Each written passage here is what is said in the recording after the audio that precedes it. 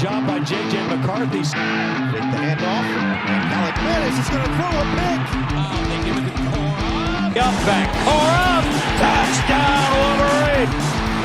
Wilson does it again. Boy, finds a daylight. He got some speed and some blockers. Outside, turns the corner, Blake Cora down the sideline. Looking over the middle, caught, touchdown Wolverine. McCarthy extends the play, now using legs. McCarthy a first down.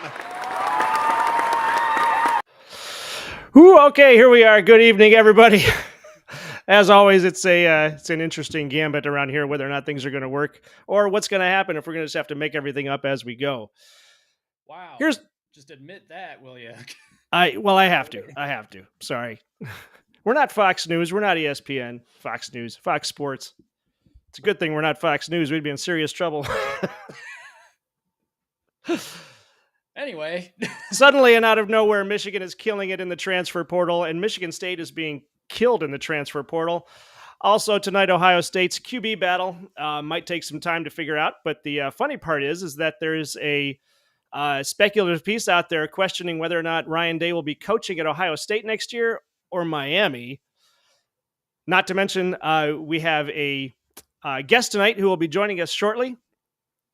Welcome to the Big Ten Team Rivalry Show. We're not insiders. We're not professionals. We're just fans who like to talk about football. This is what we do here. We pick a topic, give our opinion, and invite you to give yours. I am your host, Cliff, professional web developer, amateur woodworker, extraordinarily amateur YouTuber at this point. I think I'm going to have to turn in my card after this. Mac, with me, as always. Mac, how are you doing over there? I might have to put in a word with HR about your job performance. Yeah. So please get Mom on the show now. This is what happened when you hit 53, I think. There's got to be something going on there. Also, maybe I should wait until we get the guest on so that we can all freak out together. Okay. I don't like calling him the guest. Everybody knows it's Big Ten Ted. We'll wait. I got a special announcement after we bring on Ted. All right. We are on the road to 1,000 subs. Thank you to everyone who has subscribed already. If you haven't, what are you waiting for? It's funny. It's free. It's a good time. It's a good deal. We have memberships now. 99 cents gets you some cool emojis and badges to boost your chat and boost our egos. There's more to come on that, including some possibly a team rivalry hammer that you can use to bring down on any team that has a violation that you care about. More on that later. But because you don't like them. Well, sure. But, I mean, you can't just say, I don't like you, bring the hammer down. That's what Ohio State fans are doing to Michigan. All right, fine. We'll see how it goes. Our guest tonight, our second guest, is a sports YouTuber with over 4,800 subs, I think I saw on his account, and 1,300 followers on X. And if you watch his videos, you probably thought, hey, this guy really knows the Big Ten. Which is probably why he calls himself Big Ten Ted. He's really good about this. He's from Wisconsin, and tomorrow is actually his birthday, and I don't know if that's going to impact your announcement, Mac, but it is his birthday also. So please, everyone, welcome Big Ten Ted, and here he comes. Hey! You know, it is great. I feel a little bit different. I feel like, I'm in the presence of victories, being on a show with folks that don the maize and blue there we go. here today. And it's ironic. I was just talking about Michigan today, and probably the topic that you're going to be talking about here today. So it's great to be on. It is now, because we saw you cover it. I will say this, and I said this earlier in the offseason. The rumors of Michigan's demise are greatly exaggerated. Right now. I think a lot of people look at QB, they look at offensive line, but that defense, man, that's a nasty defense over there on that side of the ball, and they just got better. 4 transfers in 4 days? Yeah. Started on Thursday, ended on Saturday or Sunday, I think, something like that. The last guy was. So, yeah, it's just another year, and then you got and you're not really changing anything defensively. Like Wink Martindale is right in this tree with Mike McDonald, with Jesse Minter, right? The language, the terminology, the scheme. It's all where it needs to be. It's this Baltimore Ravens NFL style defense. So just ho hum, another top defense maybe in the Big Ten or the country. I think so, but I think if it proves anything, it proves that they're watching us, because it was like 2 weeks ago that I said, hey, you guys need to bring in some DBs in the transfer portal. And that's exactly what they did. And I wasn't even expecting it either. So I just feel good knowing that Sherrone Moore is probably watching us tonight. So, I mean, obviously. I mean, why Yeah. wouldn't he? Why wouldn't he? If he wants to do smart things with his football team. Rod Moore, right? The injury in the spring is kind of what kind of led to this. You got to think, or maybe got the ball rolling a little bit. Needed to get that safety depth a little bit as well. I'm really interested in with these specific transfers. There's, I kind of watch. I tried to watch as much film on a lot of these guys as I could when prepping for my commentary. I love that safety battle alongside Makari Page. Because I said it in regards to into Big Ten defenses, right? It's like putting your hand into a bag of Skittles. You pull out a flavor, and it's probably going to taste pretty good. I feel like that for the other safety, right? Whether it's Quentin Johnson or whether it's Jaden Mangum coming over from Michigan State. I know there are some other options in there as well, but that maybe seems to be the chalk right now. That could be the guy. Those are two pretty darn good options over there as well. So yeah, I look, and depth. Depth has been such a big thing for Michigan on the defensive line and the whole defense as a whole. These past couple of years, but man, the depth in the secondary is going to be insane. I got a feeling like a lot of people are saying Wink Martindale is going to blitz maybe more than Mike McDonald did or Jesse Minter did. He is just going to love bringing pressure. And I said this in my commentary, you're going to need depth in the secondary to be able to cover. And it looks like they may have that. We'll see how maybe some of these transfers and underclassmen really develop. But as much as Wink Martindale loves blitzing, he might be able to get that pressure with the front four with guys like Mason Graham and Kenneth Grant in the middle. And then they, of course, Derek Moore, Josiah Stewart coming off the edge. It's just another year, man. It's just another year in Ann Arbor, Michigan. It is, yeah. And it's really interesting because I don't think Michigan really liked blitzing in the post Don Brown era. Mm-hmm. I mean, when it came to like Jesse Minter and then Mike McDonald, they did not blitz nearly as much as Don Brown did. And I feel like the reason for that was because Don Brown's defenses kept getting shredded by Ohio State. I don't feel like that's exactly what happened, is Don Brown's defenses kept getting shredded in the secondary by every single Ohio State quarterback. All they had to do was just look at the secondary and boom, pass complete, 80-yard touchdown every time. Yep. But actually with Wink Martindale coming in, that's actually kind of what concerns me about it though, and maybe it's just because we lived through the Don Brown era where his defenses were killing everybody except for the teams that mattered, except for, you couldn't get past the Ohio State hump. So now with Wink Martindale coming in, is the blitz going to be, because it's like the three in basketball, right? You live by the three, you die by the three, you live by the blitz, you die by the blitz. I feel like what Michigan did really well in 22 and 23 was they kind of backed away from the blitz and they said, look, we've got the defensive linemen capable of taking your quarterback out without even blitzing. So we're just going to drop everybody into coverage and let our freak of nature up front in the D line just take out your O line. Yeah, and I'm curious to see because that's what everybody's saying, what Wink wants to do. I'm curious to see if he's going to adjust this year. He might look, and maybe that's his strategy and what he's done in the past. But has he had a defensive front four like these guys that will be what we think will be able to constantly bring pressure? Right? When you can take probably the top interior tandem in the country off the table. And even if you look at Stewart and you look at Moore coming off the edge, they combined for double-digit sacks last season. You got to think that's going to take a step up with no Braden McGregor over there on the edge as well. So, yeah, I'm very curious to see if Wink Martindale is going to evolve a little bit, or are they going to kind of lean into that? That's something that's something that I've certainly got my eye on as well. And then when I look at this defense, everybody's going to focus on the line, as they should. Secondary, right? You probably have the best corner in the game over there in number 2, and we just talked about the depth over there.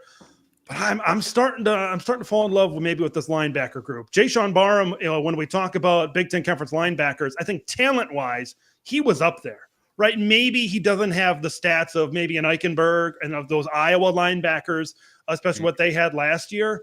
But he's a talented kid. Okay, if you don't know who Jayshon Barham is, he came in right away his freshman season at Maryland, and he was starting. He was an impact player from the word go, a high 4-star type of kid from that area out there. And then now where he's kind of the focal point at Michigan, I think he's going to be able to really be on the national level.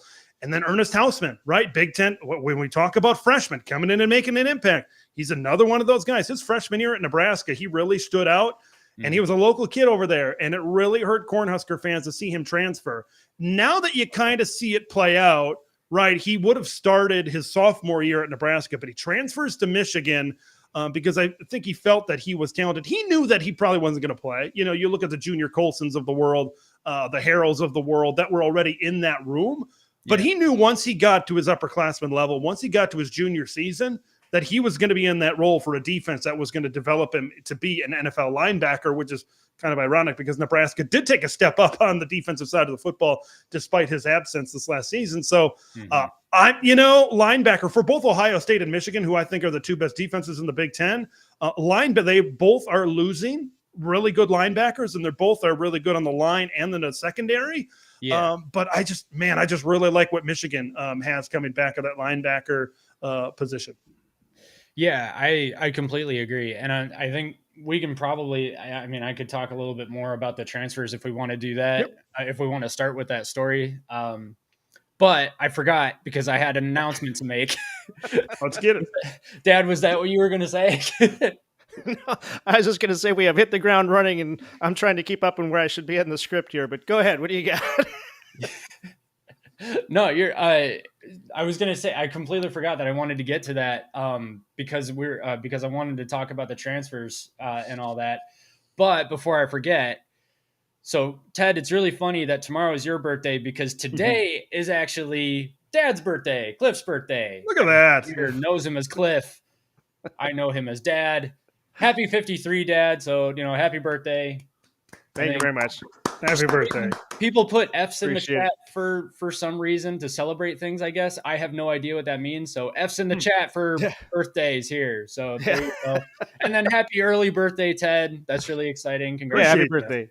Appreciate that. It's nice to it looks like it's going to rain tomorrow here in Minnesota. So maybe I won't compliment the weather too much, but hopefully looking forward to have some nice time off. We always go to a nice Italian restaurant here. Big fan of Italian. So I always have that nice Italian dinner. I am in no means Italian of any kind. My last name's French and I am German. That's just what I like. So yeah, looking forward to that. So appreciate that. Nice. That's our last name is Irish, Richardson, and we're German. So yeah, there you go. Seems to be the way it works. Yeah. I thought it was English. Whatever. Well, it's English and Irish. Yeah. Okay, but before we get too far off on this, not off on this, but anyway, before we get too much further, Ted, I was hoping to. What I would like to do is for you to give sort of a quick rundown, an elevator summary pitch of your background and what brings you to being a Big Ten YouTuber. Oh boy, what a journey. It has been. So I guess I could go back to high school, I guess. When I was how old was I? I'm trying to right out of high school. When I was 19 years old, I started working for a radio station in town. Ended up doing local high school sports, high school sports play-by-play, eventually hosted some shows over there, and that's how I kind of got into the broadcasting world. And then I went to college for TV, got a job, covered the North Dakota State Bison right out of college for the Fox affiliate in Fargo. That was a lot of fun. And North Dakota hockey as well, which is those two fan bases up there, UND hockey and NDSU football, are very, very rabid up there. So I got to do that for 2 years. And then kind of bounced around to a few other jobs. And, I still work in television these days, just not on camera, more behind the scenes now as well. So I always wanted to get back into that talent role, being on camera, talking about, whatever it was I wanted to talk about. And then COVID happened, right? The world shut down. And that was kind of my opportunity to talk about college. It's always been college football. For me, I always grew up and nobody was a fan around me of college football. It was, and even in college, once I got to college, it was somewhat disappointing. And I'm just like, can we just at least talk about the Badgers? Because I'm from Wisconsin, right? Living in the Twin Cities of Minnesota in enemy territory right now. But, like nobody, Melvin Gordon, nothing. Monty Ball, nothing. Yeah. My man John Stocco, nothing. But yeah. So that's kind of eventually, and that kind of keep going really anywhere I went. Because Wisconsin, it's a Packer state. It's an NFL type of state. it's Packers, Packers, Packers all the time. And hey, if Wisconsin goes to the Rose Bowl, yeah, I guess we'll cover that too. So like even I remember when the Bucks won, actually they won the NBA Finals a few years ago, whenever that was. It was a big deal for like a week, but then it's like, yeah, let's talk about Packers minicamp, right after that as well. So, so I always wanted to talk about college football. That was always my passion. And the Big Ten Conference, right? Growing up, it's not so much Midwest centric anymore, but it was always, I loved Wisconsin first. I lived in a household in Wisconsin, Catholic household in Wisconsin is always Wisconsin and Notre Dame, right? We're always kind of the big things that we watched on a given week. And I loved watching those teams, but I got excited about Purdue and Northwestern. I got excited about Minnesota and Indiana.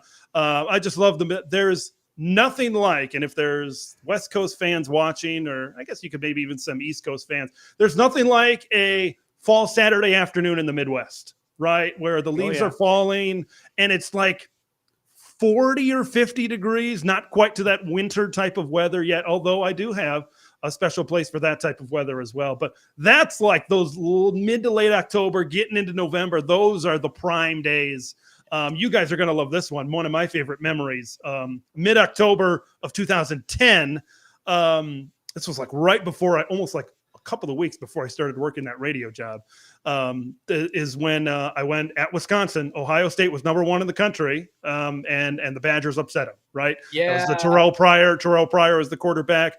That was Tressel's second to last year, something like that. Yes. So yeah, number 1 in the country. Wisconsin knocked them off. It was, man, they David Gilreath returned the opening kickoff for a touchdown, and I've never heard anything as loud as that since then. So, and I started the kind of long-winded here, but I kind of started the YouTube venture in COVID, not sure what to expect. And then I kind of started doing some game previews and reactions of games starting in 2021, and it kind of took off from there. And it's kind of evolved as time has gone on as well, with more Twitter content, with now on the audio platforms as well. So it's fun. I love it. I'm glad I'm able to make at least a little bit of cash from it and be on programs like this. So it's nice to be able to talk about it. I just love having the platform to be able to talk about this conference that I've loved watching since my first memories are really Ron Dane in Wisconsin, Barry Alvarez, back-to-back Rose Bowls. Yeah. This is another one. I'm sorry. If there's a place to pick on Ohio State, this is the place to do it, I guess. But I also, one of my other first memories is Drew Brees in 2000, right? That great touchdown pass to beat Ohio State in West Lafayette, Indiana.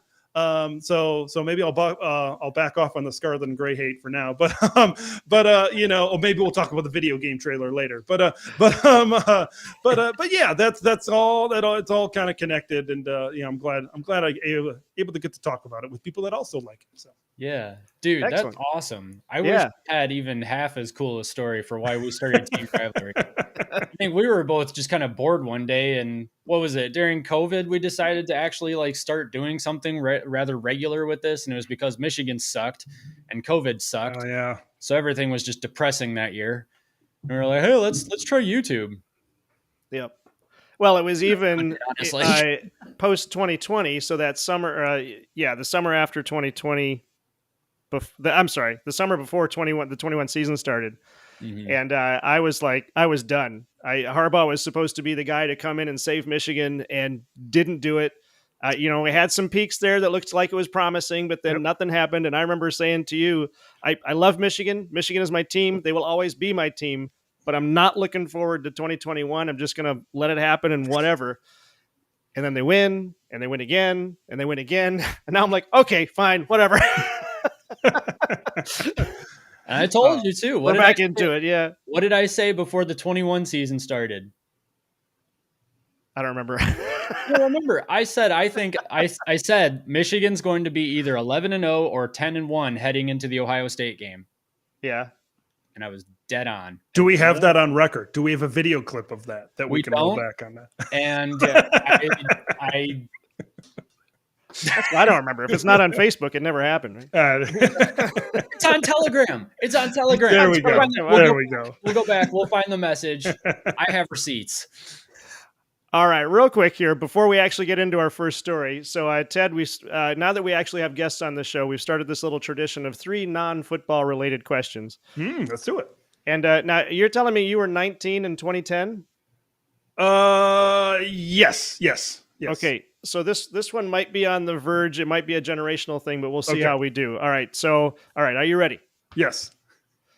X-Wing or Colonial Viper? Oh, I have no idea what you're talking about. All right, Good. X-Wing, Star Wars, Colonial Viper, Battlestar Galactica. Okay. Quickly, because I know you got to get through this quick. I have a who's who of movie franchises that I have never seen. Star Wars, Lord of the Rings. Wow. I saw a one Avengers movie. I saw Black Panther. Black Panther. You saw the worst Avengers movie? Yeah, it was pretty good to me at the time. I'll say that. I don't know how the other ones were. But yeah, it's a who's. I'm more of a TV series guy. I've seen a lot of stuff like that, and of course football. But yeah, there's a who's who of some movie franchises out there. All right. Well, we'll have to get you caught up on those. I just legit cannot remember the last time I met someone who has not seen Star Wars. That's there we go. Awesome. We're making history today. Yeah, we are. Oh, yeah. This is great. Okay. In honor of the NCAA or not the college football game coming out, PS5 or Xbox? Oh boy, that's a great question. I think I'm going to go PS PlayStation, and I'm going to tell you why. I have NCAA 14 on the shelf right there, which, as people know, is the last video game that was made. And I have not played in 2 years because my Xbox died. It got the old red ring of death over there. And I've still got a PlayStation 2. Okay. I fire up NCAA 06. I fire up NCAA 07. And that thing still runs like a freaking dream. Okay. Nice. So I am going to go PlayStation right now when it comes to the console battle. PlayStation was the wrong answer. Next. All right, here's your tough one. This one is football related. Okay.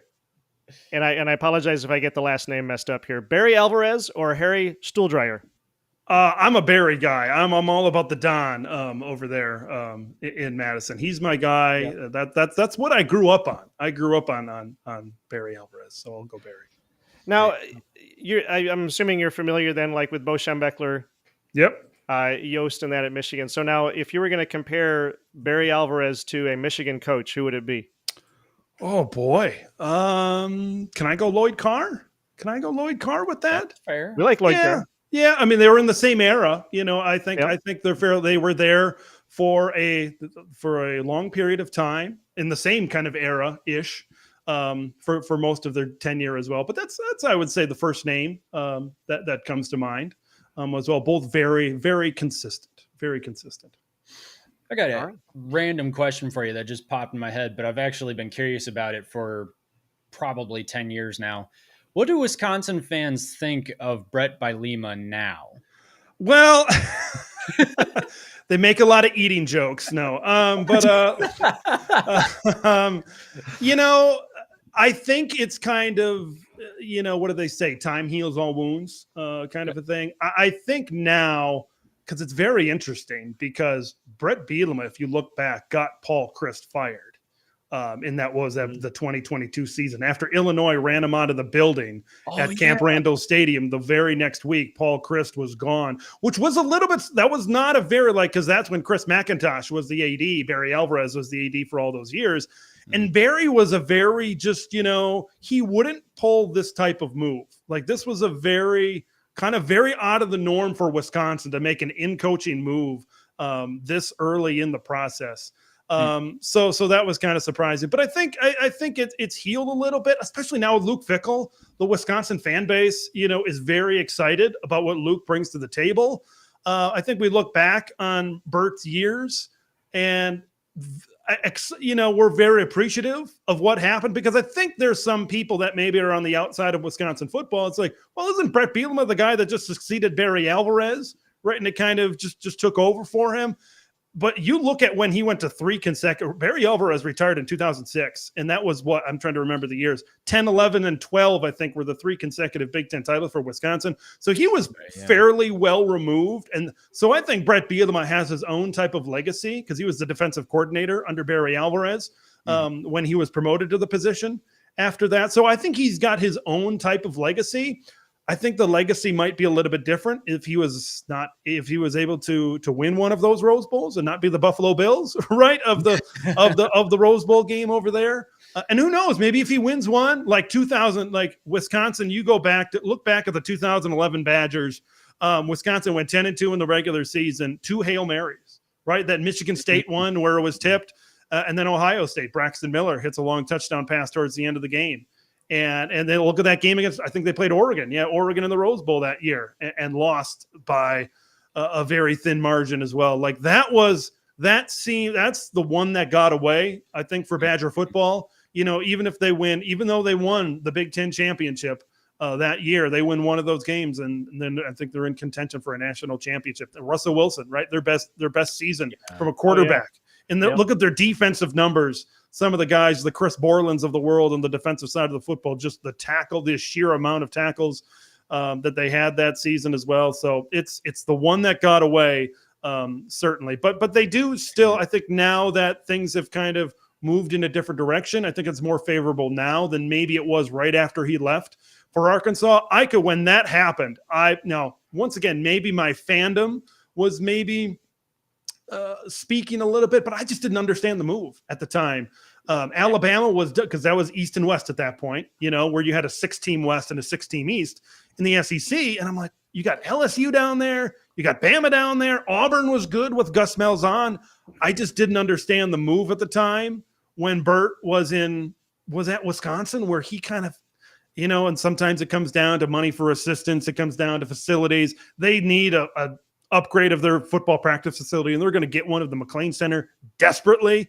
So, there's so many things that comes down to when it comes to a head coach leaving. Sometimes he just wants to prove himself at the next level. So, it's different for every guy. And I think in the long run, if you were to ask Bert, maybe privately having a beer with him, he'd probably say, yeah, I probably should have done that. Well, I think if you asked anybody, they'd probably say he probably shouldn't have done. Yeah, I know. Yeah, I mean, because when I saw the news, I remember thinking, why Arkansas though? You're already sitting essentially at the top of the Big Ten pecking order. I mean, I kind of wonder sometimes what would have happened between the relationship with Ohio State and Michigan had Brett Bielema stayed at Wisconsin and been the thorn in Ohio State's side all that time. If they had knocked off Ohio State a few times, would Michigan's rise to prominence have happened a little bit sooner? Maybe that's selfish for a Michigan fan to think, but at least then it would have been the Michigan-Wisconsin story, not the Michigan-Ohio State. Yeah, it's very different. Wisconsin took advantage of the time period. I will say that. Penn State, right? We all know what happened with them. They were on probation because Wisconsin was in a division. I keep on forgetting the leaders and legends structure and who was in it. But I think that was the year Ohio State was on a postseason probation, and I think Penn State was on a postseason probation. So I think we just went something like 7-5, and or something like that. One of those years. I think we took it. Michigan was down. Ohio State was down. We all know what Penn State was going through at that moment in time. And I think this kind of what happens with some things in other conferences as well. You get some ebbs and flows. Like you look at out West in the Pac-12, almost at this very similar time with your guy Jim Harbaugh. When USC was down, it was Stanford and Oregon, right? Remember kind of through the late 2000s into the early 2010s as well. So, and you all know the USC run with Pete Carroll there. So there are ebbs and flows, and it allows other teams to kind of rise up a little bit. So Wisconsin certainly took advantage of that as well. And a team like Ohio State, a program like a Michigan, even a Penn State in there, they were always going to rise up again. And that's kind of a big hypothetical. What would have happened to Wisconsin if Burt stays there? And then he's going up against, the Harbaughs of the world. He's going up against, the Urban Meyers of the world on a consistent basis. Mm-hmm. I don't know. Maybe Wisconsin drops to that 8 or 9 win type of team as well. Or who knows? Maybe they knock them off a time or two. So it's a great hypothetical that we can talk about. Yeah, it would be super interesting. We're going to talk a little bit more about Luke Fickell in a minute here, right? Yeah. Apparently our friend Connor is not a big fan of Brett Bielema. Okay. He's fine. I liked him. When Yeah. he was here. He did a lot of good things for the program. Yep. All right, let's go after this first one. All right, I want you guys to put on your speculative hats for this one because this article popped up and it was one of those headline grabbers where it said, Ryan Day is headed to Miami in 2025. And I was like, what? But it turns out it's a speculative thing that if Ryan Day cannot beat, and I'm going to summarize this 2,000-word article in a few words here. If Ryan Day cannot beat Michigan in this year, in 24, that he will likely be kicked out, regardless of the fact that his record will be upwards of, I want to say, well, he's at 56 now, 56 wins, 58 wins. I thought it was So 56-8. 56-8. So add on at least 12 more wins if he gets a bowl game. Well, obviously they'll get a bowl game. But even with that kind of record, if he can't beat Michigan, that's the goal at Ohio State, to beat Michigan. Now, the reason this is relevant now to you, Ted, is because you mentioned that your favorite team was Wisconsin. We did a video last summer about Luke Fickell being the freshman coach at Wisconsin. And Luke Fickell has done great things. Did great things at Cincinnati, but it started out kind of slow. And we see at Wisconsin, it started out kind of slow. I speculated that at some point, Luke Fickell is going to build up Wisconsin to the point where they are, again, the contender that they've been in the past. And then he will probably look for an opening at Ohio State because he really, really loves Ohio State. So the question is for both of you guys, if Ryan Day ends up leaving and goes to a place like Miami, will Luke Fickell, even just 2 years into the job, look to go to Ohio State? Now, before you answer, I want to let everybody know out in the chat, like and subscribe if you're enjoying the show so far, and also whatever questions and input you have, make sure you put it in the chat, and we will get that into the discussion. So the question again: will Luke Fickell end up at Ohio State even after 1 year or 2 years if Ryan Day goes to Miami or anywhere else? What do you think? Boy, it's not even June, and we're just like, what are we doing with these headlines? I know. Like, I know where your guys' fandom is and all that stuff, but like, I searched the article and I saw people picked up this, and I'm like, what are we doing? What are we doing? This guy's 56-8. I know. And that kind of goes back to my whole thing about, and maybe I'm preaching to the wrong choir here, but it's just like winning 11 and 12 games a year. And I get John Cooper, and I get that there's precedent. I understand that. I get it. But it's just like firing I just don't understand it. I personally, this is the type of May and June content that just drives me up a wall. I'm gonna be real. I'm gonna be frank with you guys. This just is utter ridiculous. I mean, clickbait is one word. I hate using that word because I think it's a very strong term and it's a negative term. And I did read the article, and it was processed in a way of more of a hypothetical, and I get that. But I feel like we get this type of stuff in May and in June and everything. But the way you guys are framing it with Luke Fickell and his connections to Ohio State right now, I believe that would be the job. If he is going to leave, okay, whether it's now, whether it's in the future, whatever, I think that's the one. And I think Wisconsin fans know that. They know that if Ryan Day, maybe he moves, maybe the NFL is something that comes calling, or maybe another job comes calling, or whatever it is, whatever he has in his future, if that job becomes open, you got to think that there would be mutual interest there, especially if Luke Fickell is able to build up a Big Ten program like Wisconsin. This early in the process, I still think Luke Fickell would be a prime candidate because I think for Luke's side, right, of course, having played there and on the defensive line during his time there. And yeah, I just find it difficult that he wouldn't pick up the phone, that he wouldn't listen at that point in time. But I think it may be, and then you look to the other side in terms of Ohio State and their hiring process. I think he would be in the discussion. I'm very curious to see what Ohio State would do in a head coaching search. Who exactly would they target? Who exactly would they go after as well? So I'm not sure Luke Fickell would be there. He's a great coach. I love the guy.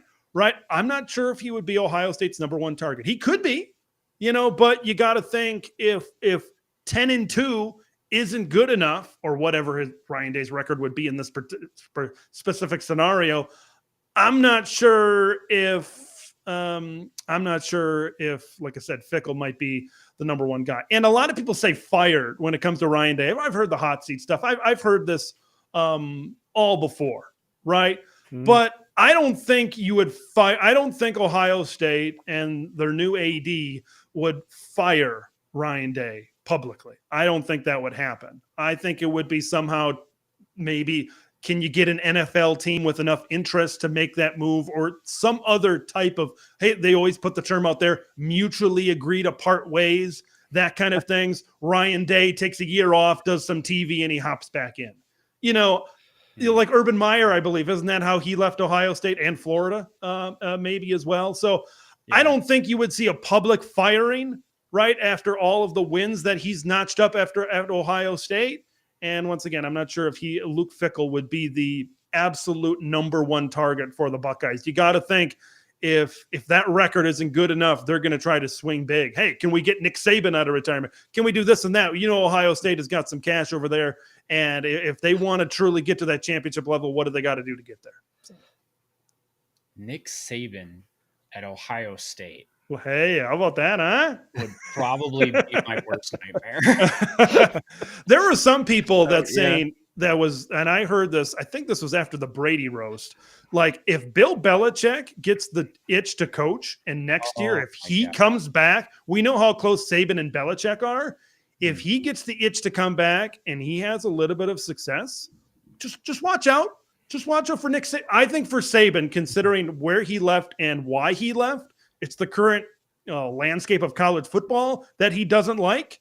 Okay, if in a couple of years we have revenue sharing and kids are a salary and they've got a general manager in town where all he's got to do is coach football, hey, we'll give you all the money you need. We'll just we'll give you players. We'll give you all that. I think it was on Cover 3. They mentioned, what if Brian Kelly doesn't do the job at LSU? And now this LSU administration says, Nick, we'll bring you back. We've got all kinds of money here. If Brian Kelly doesn't want to spend our money, you can certainly spend our money. And if we get to the point with revenue sharing where that's clear and out in the open, just I'm not saying it will happen. Just keep an eye on it and say, hey, come coach here for 4 or 5 years, maybe win a championship or two, whether it's a place like in Ohio State, whether it's in LSU, whatever it is. I think if Bill Belichick kind of gets back into it, maybe Nick Saban could also get that itch. I mean, the implications of what you're saying are fascinating, though, because I mean, let's think about this for a second. What if LSU fires Brian Kelly and goes literally back to Nick Saban, who used to coach at LSU, and said, hey, you used to coach here, didn't go so great. You moved on to I think it was the Dolphins, and that didn't go so great either. But we've got a ton of money now, and we've got an NIL general manager who's going to handle all of the money for you. You don't need to touch that. Does Nick Saban come back? And let's say Nick Saban does come back. What does that mean for lack of a better word, washed up NFL coaches who maybe had a relatively decent system, but they couldn't draft the right players, or for whatever reason, they weren't doing very well. Maybe like Chip Kelly, I think, kind of falls under this, where he had a relatively decent system. He's a good coach. He didn't want to, or he, for whatever reason, it just didn't work in, I think, where was he? Philadelphia? Yeah, it was in the NFL with the Eagles. Yeah. Eagles. Oh, I'm sorry. And then the 49ers. Yeah. Nick Saban was with Miami, not Philly. Correct. Dolphins, maybe? Yeah. Anyway, because what I'm seeing here is we've talked about on this channel a lot how it looks like collegiate football is starting to look more and more like the NFL, only the amateur leagues, with all of the money and stuff like that. What happens when all of a sudden these CFB teams start getting literally general managers of players and stuff like that? So they have to sort of manage a roster the same way that an NFL team manages a roster, and the coach's only duties is to coach the players again. They don't have to worry about NIL anymore, which is honestly how it was in the old days before NIL anyway. And that's why the coaches like to coach, was because they could coach. It's really fascinating that right there. The implications of that kind of make it look like a symptom of CFB turning more into the amateur NFL. Well, this week, in this very, like, there's rumors out there and there's talk out there that we could get a settlement between this House versus NCAA case, which is going to completely open up the revenue sharing discussion. Now, there has been some pushback, and there will be a settlement before this case. They want to get to settlement because if this case goes to trial, the NCAA and a lot of these schools and conferences are going to be on the hook for a lot more money. So this is going to happen maybe this week, maybe next week, and then that's when you're going to see this open up. There's already some teams that have general managers in place. I thought it was like Miami maybe a couple of years ago. Maybe when Mario got hired was maybe the first one, maybe a year or so in, was maybe the first one that was able to implement that kind of thing. But I kind of said that of what we need in the new era of college football, we need to normalize the general manager. Right. So the Chip Kellys can still coach football. So the Nick Sabans can still coach football because that's what a lot of these coaches, they don't want to get in front of donors. They don't want to sell, they just want to coach football and they're kind of being spread a little thin right now. Like Chip Kelly was trying to get to the NFL in some of these offensive coordinator jobs. He ended up at Ohio State. I think that's a good fit for him, at least right now. But what happens in a couple of years? What's the future of Dabo Swinney, right? We all know what he thinks of transfer portal stuff, what he thinks of NIL stuff right now. How many more years does he have until he says, you know what, I'm good. I've had a good career. I've made a lot of money. If any school needs an NIL general manager, it would be somebody like Clemson, so he can surely focus on the development of those players over there. I do not know. They might already have one, right? Over there in South Carolina. So, so that's, I think, going to open up a big can of worms, I think. And just how you build a roster construction, right, is going to be very different. It could be in a year or two. And yeah, it would not surprise me if you see some of these coaches like the Sabans of the world, even the Chip Kellys of the world, where they get back into the head coaching game.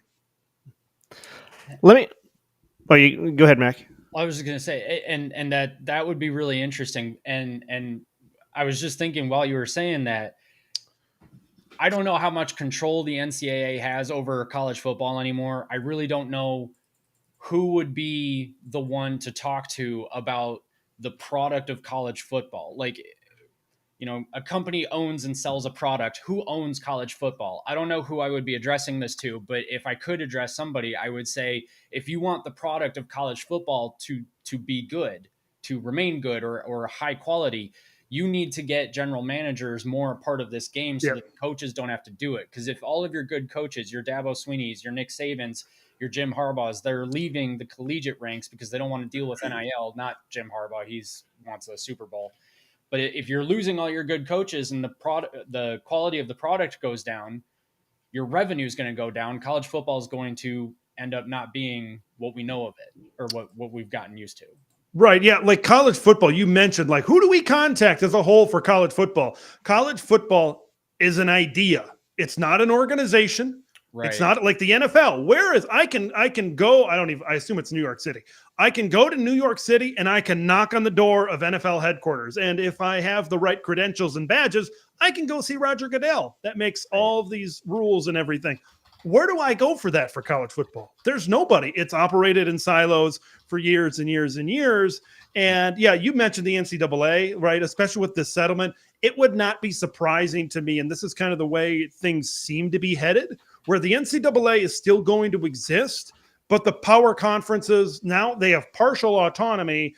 That I foresee them having full autonomy, which basically means conference commissioners and conferences can make their own rules.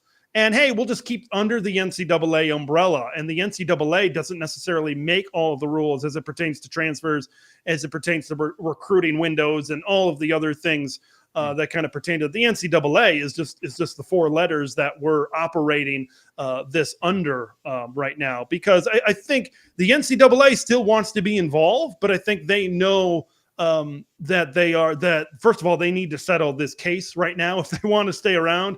And then second of all, like they see the changing landscape, right? That they Big 10 SEC, maybe you could throw the Big 12 in there, that they could easily separate on their own. But I think these conferences want to stick into the NCAA. They like what they have with the basketball tournament and the revenue and all of that kind of centers around there. So they don't want to completely break away as well. So, and it kind of helps. They don't want, because I think people a breakaway is very easy to imagine, especially for a football fan. But look at what the NCAA does, organizing gymnastics championships, organizing lacrosse championships. Just think about, oh, crap, now we got to do all that on our own, right? So, and they don't want to have to worry about that sort of thing. Really, these big conferences, they're caring about football, right? Just let us make our own rules as full autonomy members on the football things, maybe men's basketball, women's basketball as well. Well, and that's been the rumor, is that college football, they've said, what if college football just separated on its own? Mm-hmm. The other sports can remain a part of the NCAA, but the NCAA loses control over college football. What if there was a college football commissioner? I mean, we've all tried to enlist Nick Saban to be the college football commissioner. Nick, please do us all a favor. But, I mean, it makes enough revenue, but then that totally screws over the non-revenue sports at a collegiate level too, unless of course the money still works out the same way that the colleges get their payouts. The commissioner is the right thing. I don't know how realistic it is. I'm very curious to see how this all goes down the next few seasons. In theory, that might work, right? And we all know the Big Ten and the SEC are running the show. The Big 12 is trying to stick around, and hey, maybe we'll invite you to the party. We all know about this Big Ten and SEC advisory committee between presidents, chancellors, and athletic directors, and they're trying to figure out the issues because the Big Ten and the SEC are equal in revenue as the highest earning conferences in college football right now. So, yeah, I'm very curious to see how this all ends up. The commissioner, I like the idea. I like having college football actually be something more than just an idea. I just think it's going to take a lot of dominoes and a lot of steps to get there. I completely agree. I realized, Dad, you pulled up that comment. I realized I never gave my opinion on if Ryan Day would go to Miami. No. Okay, let me pull in a couple of chats here because I think Blue Wolverine adds to the discussion here. A fair assessment would say, and this is again, what would happen with Day if he loses? If he beats Michigan and wins a natty, then off to the NFL. Actually, I hadn't thought of that. Lose a fourth to Michigan with the bought team, and the donors will oust him. I think that probably is a fair assessment. If he can't beat Michigan 4 years in a row, are the donors going to be saying, hey, we wasted our money, get that guy out of here? Boy, that's how do you fire a guy after 11-1? Like I literally I cannot imagine that. I can't. That's why I think it wouldn't be a public firing. Right? It would be, let's part ways mutually. Hey, maybe we'll get you into the NFL over here. And I'm very curious. I have heard about that. And it would depend on the job opening. It would depend on the personnel, the general manager, the owner, and all those things to see if they would give Ryan Day that type. Right. I guess right now he doesn't strike me as a big NFL type of guy. That's just me right now, especially the way this offense this year is kind of Chip Kelly's more of a college offense. And I think this is going to look more like a college offense than it has in past years. I think CJ Stroud recently is the exception to the Ohio State rule. Like, look back at Ohio State and USC have been some of the best college quarterbacks. NFL wise, they all haven't since like 2000, they haven't panned out exactly the best. Sure, there's been one guy here and one guy there that has had a decent career, but you look at the Heisman trophies, that's maybe some of these wins they maybe haven't developed at the NFL level maybe as well. So I don't know about Ryan Day being an NFL type of guy. Maybe one team would take a little bit of a shot at him. But yeah, that's something that's out there. I've heard it before. I'm just not sure. I think a team, considering how these two coaches, I think a team might take Lincoln Riley over Ryan Day. I think Lincoln Riley, of what his specialty is, developing quarterbacks, offense, specifically how his offenses are structured and what the NFL offenses look like, I could actually maybe see that happening before Ryan Day going to the NFL. I think that would maybe be a better fit. Once again, depending on owner, general manager, roster, personnel, that kind of thing as well. So that's just how I view it. And I think this year you're going to lean more into that, where it's not exactly going to be maybe the most pass heavy offense in the world. I completely agree with that. I mean, I see the NFL. It looks like a product that knows that people are watching for the offenses, not the defenses. And that by nature means that they want good quarterback play. I mean, Patrick Mahomes is, well known for a reason. I mean, not only is he amazing, but they love quarterbacks and they love good quarterbacks. So I think for me, though, I don't think Ryan Day, he doesn't have the experience necessary to be promoted to an NFL level coach.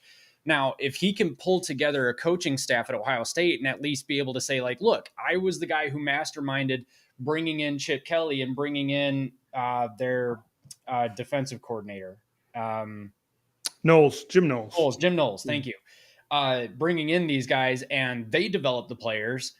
And if they win, then fine. But they have to prove it first. I mean, they brought in Jim Knowles and they were thinking, okay, this is it. We finally got the defense up to snuff. We're going to beat Michigan, go on to the Natty. And it didn't happen. This last season, he came closer to beating Michigan with arguably a worse team, which was interesting to me, probably because the defense was a lot better. It's the offense that he seems to have an issue with. And that right there is why I think Ryan Day, and I think this is what you were saying, that right there is why I don't think Ryan Day is NFL material just yet, unless he can prove that he can bring in a good offensive mind. Chip Kelly, I think, is a good offensive mind, so we'll just have to see how it goes. Yeah, and that's like, but when I look at that, I look at Chip, and I'm like, look at what he did. I mean, I guess with the Eagles, I think he had a 10-6 year. I think he had 1 year where they were pretty solid. But I look at the Buckeyes this year, and I see a run-heavy offense with that great duo at running back. Even Will Howard is a fairly mobile quarterback. Whether it's him or Devin Brown at the battle back there for the Buckeyes. So. I see what I've seen with Oregon, and I've seen what I've seen other places for Chip Kelly. I think he leans more, it's like 60-40 into that run game as well. And I'm not sure if that's exactly what the NFL is right now. So, that's something. Maybe they take recency bias. Hey, it came from Ohio State. CJ Stroud has panned out pretty good. I think, like I said, it all depends on the owner, the general manager, and the personnel on the roster. Yeah, I mean, the NFL is definitely not run-heavy offenses. I mean, that's why they were having all the running backs complain about their contracts. Yep. All right, let's take a look at this one from Jason Bode. Now, he says, Luke Fickell is never going back to Ohio State. He was supposedly pissed off by not getting the head coaching job there to begin with. Now, I'm not sure. Wouldn't Luke Fickell, as head coach at Ohio State, wasn't he essentially their Rich Rod? I mean, that was their worst season in quite a while, wasn't it? Maybe he wants a second chance. He was their interim coach. Yeah. Right. I'm blanking on the year, 2000, because 2012 was 2012 was Urban Meyer, 12-0, 2011 as well. He was a pretty young guy at that point in time. Mm-hmm. Maybe they just didn't even consider him. Maybe it wasn't even a discussion, and maybe that's maybe what turned him off a little bit at that point in time. Time heals all wounds. When you look at a program like Ohio State, I would highly doubt that. I mean, maybe everybody's different, but 10 years plus, I would highly doubt that a grudge at your alma mater would last that long. But I could be wrong. And in that case, we'd love to have him for more time in Madison, Wisconsin. Mm-hmm. Yeah, I don't know. I would be surprised. I mean, I applied to go to the University of Michigan and I didn't get in. And as you can see, I went somewhere else. If Michigan had, texted me or shot me an email and said, hey, I know we rejected you the first time, but you can come now, I'd be like, all right. I've heard from other fans as well. I've seen this on Twitter during the off season is God, it's a weird place sometimes. But I've seen hey, if a recruit turns us down, we won't take him as a transfer. And Oregon would not have gotten Dante Moore back as a quarterback, and they wouldn't have their quarterback of the future. It's such these rules to have. It just, I don't know, in today's day and age with so much player movement, it doesn't make a lot of sense to put yourself in that box. And the same goes for coaching movement as well. Just adopt never say never, and call it good. Every year is different. Circumstances change. You never know why a player is going to choose the school that they go to. So just, and especially they're 17, 18 years old. I'm almost 30 and I still don't know what I want to do when I grow up. So you can't blame them. So, yeah. Shout out to Blue Wolverine. Just became a member. He is now a trash talker officially. Appreciate that. Thank you, Blue Wolverine. Our first member who isn't us. Isn't us? Yeah. All right, let us move on to story 2. This one is not speculative. This stuff is actually happening. So Michigan is working the transfer portal, and I've got a bunch of notes here. I don't know if I'm going to get through all of these. You guys might jump in at any time. But we have Michigan secondary having been depleted with the exodus of players to the NFL or just practically graduating. There were questions surrounding Sherrone Moore's ability to recruit, and the suggestion that Tony Alford is not a good recruiter. But Michigan has been hitting the transfer portal hard, and just past this past week, there's been a lot of action, particularly for the secondary. So let's check out some of these names. These are the big ones for. These are the 4 that just came over. We've got Jaden Mangham, who, as I understand it, may very well have been Michigan State's best player, not just best defensive player, but just best player. I think he's in the argument. Yeah, he's in the discussion. Yeah. All right. So what does he bring then to the Michigan program? Popping over there. Well, I watch him on film, and from that safeties, I love safeties that can look like they just get shot out of a cannon approaching the line of scrimmage. As well, 4 interceptions last year, over 50 tackles for this Michigan State defense last year. Like, you look at Michigan State, even their great year in 2021, this is a defense that these last few years they've not been good overall. They've especially been not good defending the pass. Like, remember when Ohio State was up 42-3, 7 halftime in 2021? I think both teams 0. Was it 0? Yeah, something. It was 0 points. I remember watching that game, and I'm like, how is this a top 10 team right now? But They had Kenny Walker on the other side, and we know what their offense was like that year. But even when they were at that level, right, this was a team that was bad in the secondary.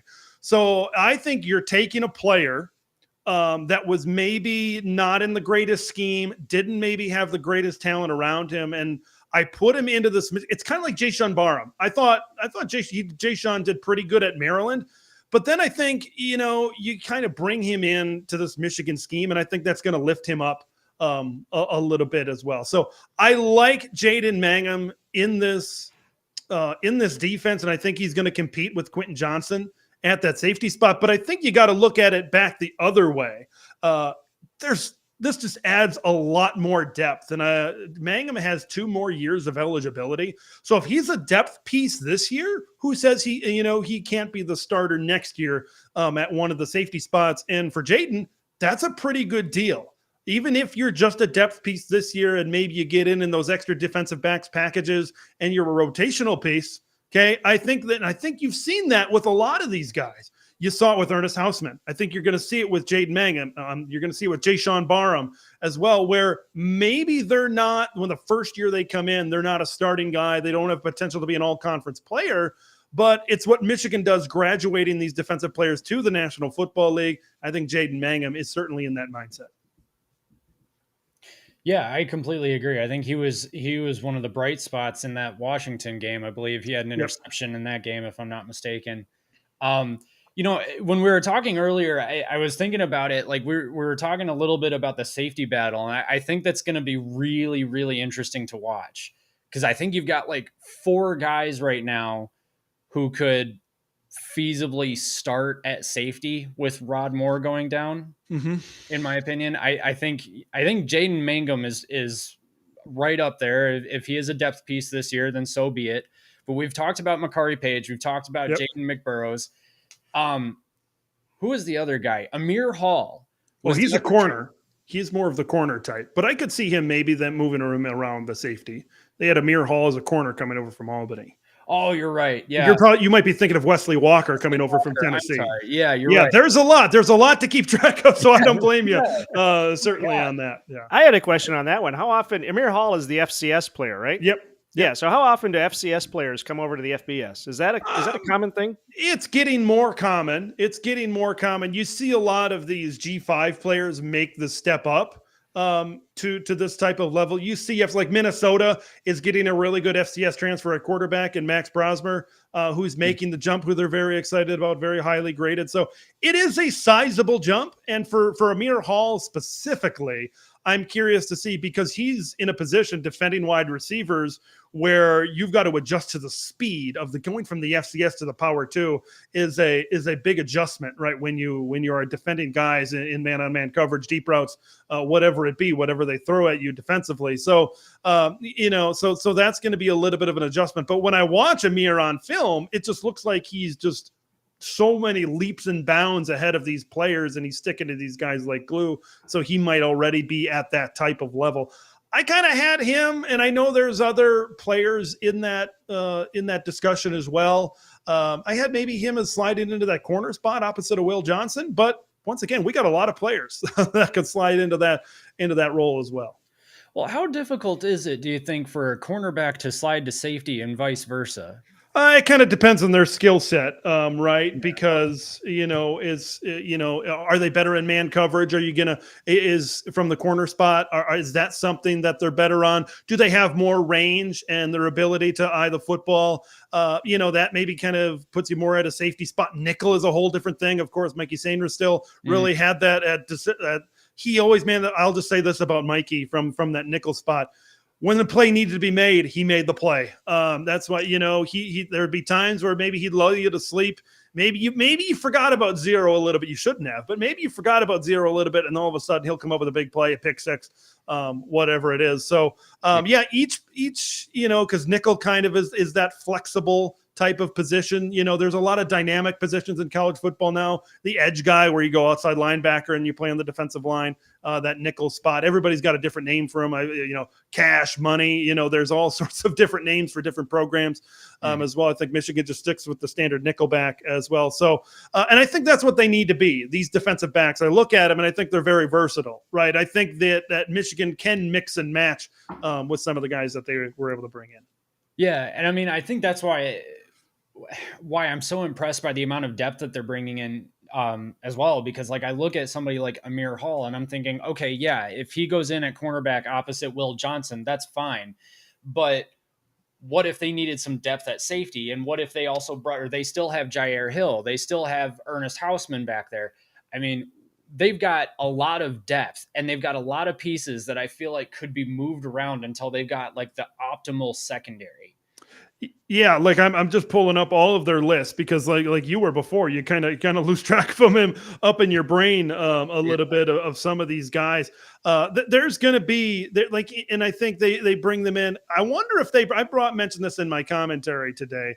I wonder if we mentioned Wink being a guy that's very blitz heavy, so you want as much depth as you can of these guys being on an island back there as well. And we know just Michigan in a whole loves to have, and I mentioned this in my commentary as well, depth and experience. Look at all of these guys. Wesley Walker's a sixth-year guy. Look at Ricky Johnson, who's coming in. I believe he's a fourth-year guy. I'd have to double check that as well. Amir Hall is a fourth-year guy, I believe. Jaden Mangum, has played a lot of football. That's, I think, what they look for. They brought in some offensive linemen recently that played in the this last class. It was a Harbaugh class this time last year, right, where they had a lot of experience, these Pac-12 offensive linemen that he brought in. I think that's what they really look forward to bring in some of these. I just got this up right now. You got Quentin Johnson, Makari Page, Jaden McBurrows, Wesley Walker, Keshawn Harris, Jaden Mangum, Amir Hall, Jair Hill, Will Johnson, Ricky Johnson, Zeke Berry, right? That's a name to keep an eye on as well. I think that's something, Zeke Berry. And then I know we're kind of going off this, but the defensive line, I thought in the spring game, Rayshawn Benny and TJ Guy, right? Are names now that maybe a lot of people don't know. I thought they played pretty well in the spring game. They're going to have a good rotation over there because it keeps your really good pieces fresh. I think this is maybe more D-line than secondary, but if they can keep Kenneth Grant and Mason Graham fresh and they rotate in, the guys that I mentioned up there, that's, I think, what's important on that piece. But the secondary, I think a lot of guys are going to be in situations where they're going to have to cover guys man on man and really lock in when maybe Wink, being the aggressive type of coordinator that he is, brings a lot of pressure from the other levels of the defense.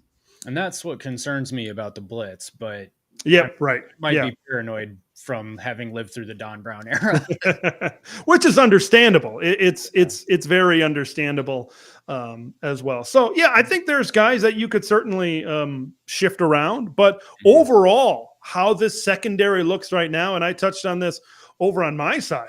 Even the guys that were returning, even if you did, now I get why they're doing it, depth for depth purposes and maybe for future purposes. These guys both, I think it's Ricky Johnson and Jaden Mangum have 2 years of eligibility left, so they could maybe be guys, 2025 guys that could step into these roles.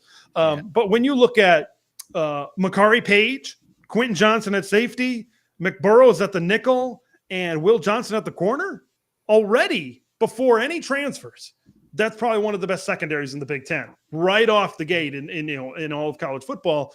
So, and then you add in these transfers, I think you're gonna, competition, I think, breeds success, and I think the cream is definitely going to rise to the top. Yes, agree. Quick shout out to Jason. Thank you very much for the super sticker. Apparently, we have a problem with Restream being able to translate what the graphic was. Teal lettering spelling out yum. Yum. Okay, so I was trying to keep track of the various players you guys threw in there. Did we hit Wesley Walker? Yes. Yep, we hit him. We hit Wesley Walker. We got Amir Hill. What about Ricky Johnson? Ricky Johnson. I'm excited about this guy. How about this, guys? If we got Will Johnson on one side and Ricky Johnson on the other side, I think the corners are going to be a little bit better than just a Band-Aid right over there on each side of things. When I look at Ricky, he's another guy. I love what both of Amir Hall and Ricky Johnson do. They fly to, you need in this Michigan system. And I said, you need guys from the defensive back spot that want to tackle, that want to come up into the box and want to be physical. And I look at Ricky Johnson, and man, and I put this on the B-roll on my video. He just flies out of a cannon. He's really fast. And of course his coverage skills are really good as well. I'd have to pull up his numbers from the stats. I had that marked down in my document from what I talked about earlier today. But once again, I think he's more of a depth piece this year. That's what he seems to me.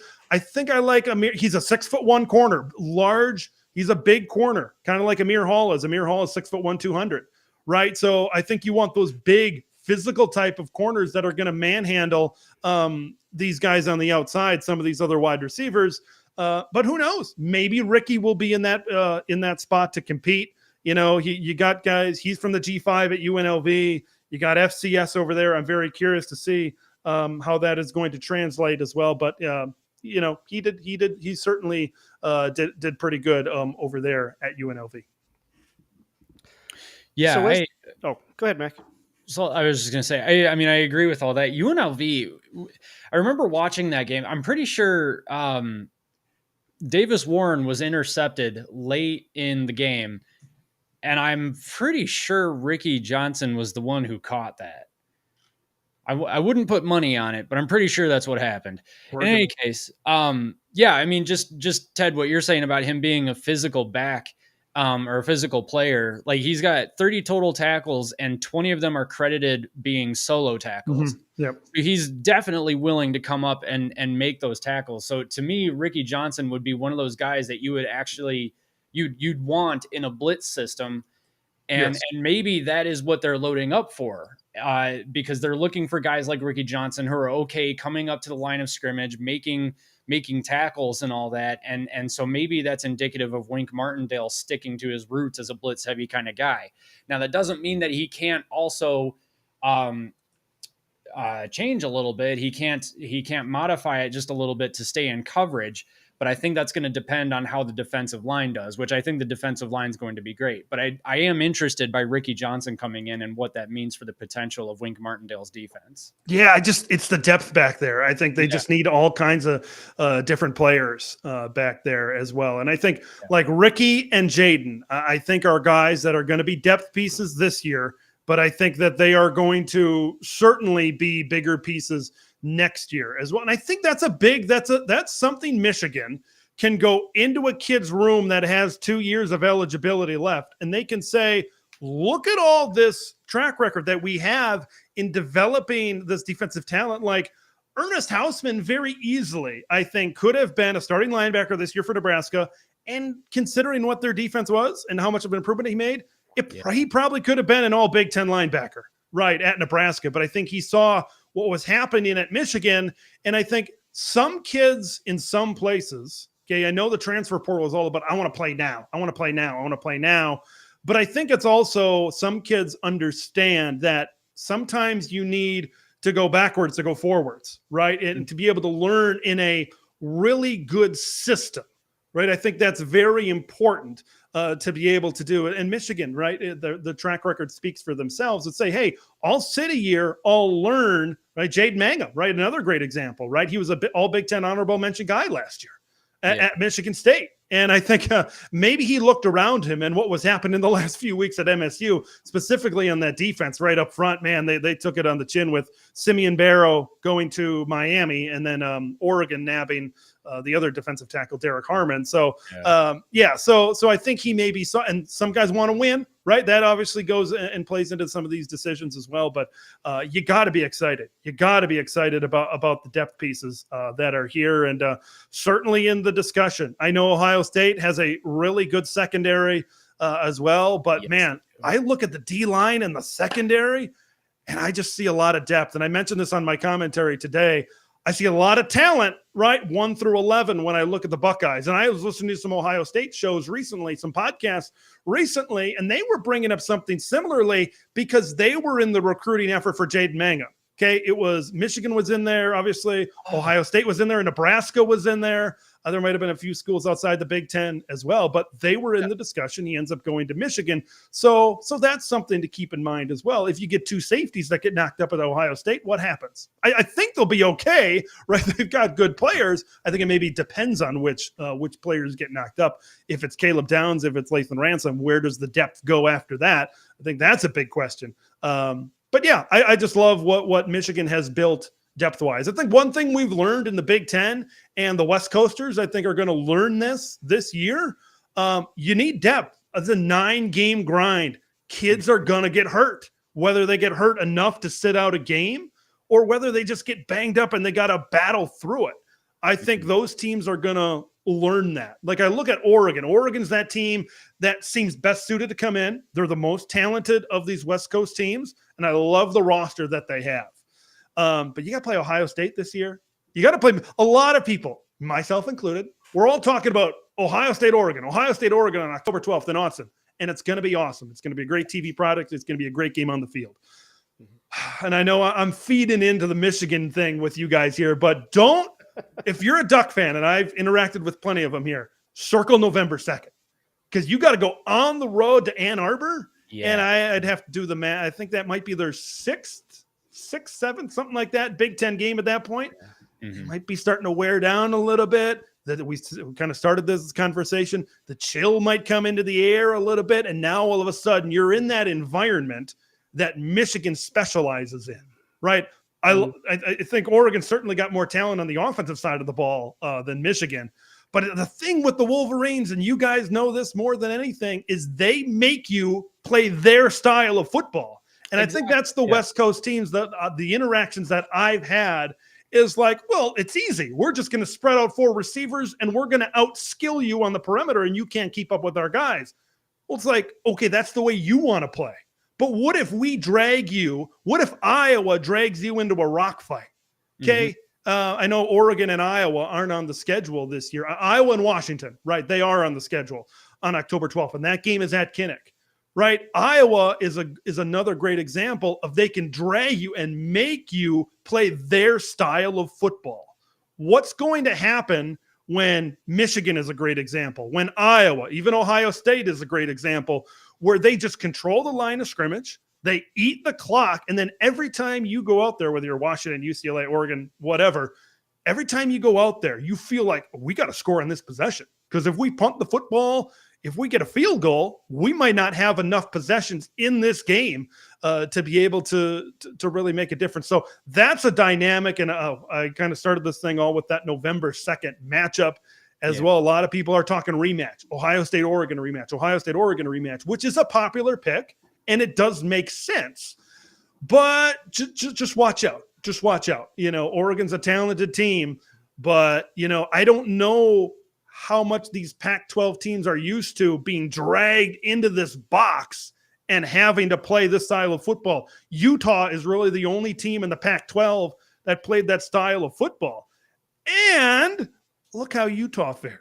Back-to-back Pac-12 titles, like they did pretty good. I know last year Cam Rising was hurt and they had their issues. Right. But Utah has had a fair amount of success playing that style of football against that type of competition. Like, I look at that USC game right off the bat, first game of the year. It's going to be on CBS, we know, when they go to Ann Arbor, Michigan. I've interacted with a lot of USC people. I like what USC has on the perimeter. Terrible matchup versus Michigan. Absolutely terrible. Yeah. You look at Michigan's interiors on their lines, and you look at USC, their defensive line, right? They struck out on a couple of transfers. They lost the guy that came in the winter, portaled out in the spring to Auburn, Isaiah Rikus. Boy, I just imagine that game just being Michigan lining up at the line of scrimmage and said, stop it. I dare you. I dare you.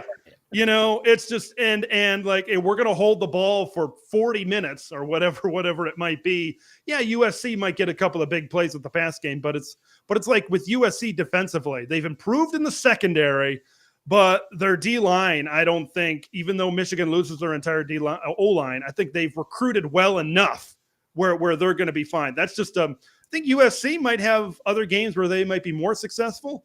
But early, first Big Ten game of the year, that's a bad matchup. It's a bad situation to kind of kick off Big Ten play for the Trojans. Yeah, so I got three things that I want to say about that. Yep. Just kind of starting off with the transfer with Jaden Mangum. I didn't know that Ohio State was in the mix with him, and this is really interesting to me because Michigan and Ohio State obviously right now are recruiting transfers completely differently. Ohio State dropped the bag. They dropped their $13 million to bring in a phenomenal roster. I'll give them that. It's a phenomenal roster. Michigan's not going to do that. Michigan's not going to pay you to come play for them. They're going to say, you can come here and you're going to earn it. Okay. And like you're saying, Jaden Mangum might be a depth piece this season, and then he can play, or he might be a starter next season. He's got to know that. So if he comes into the program knowing that he might be developing this year, that to me says, okay, players from around the country are taking notice that Michigan is developmental U.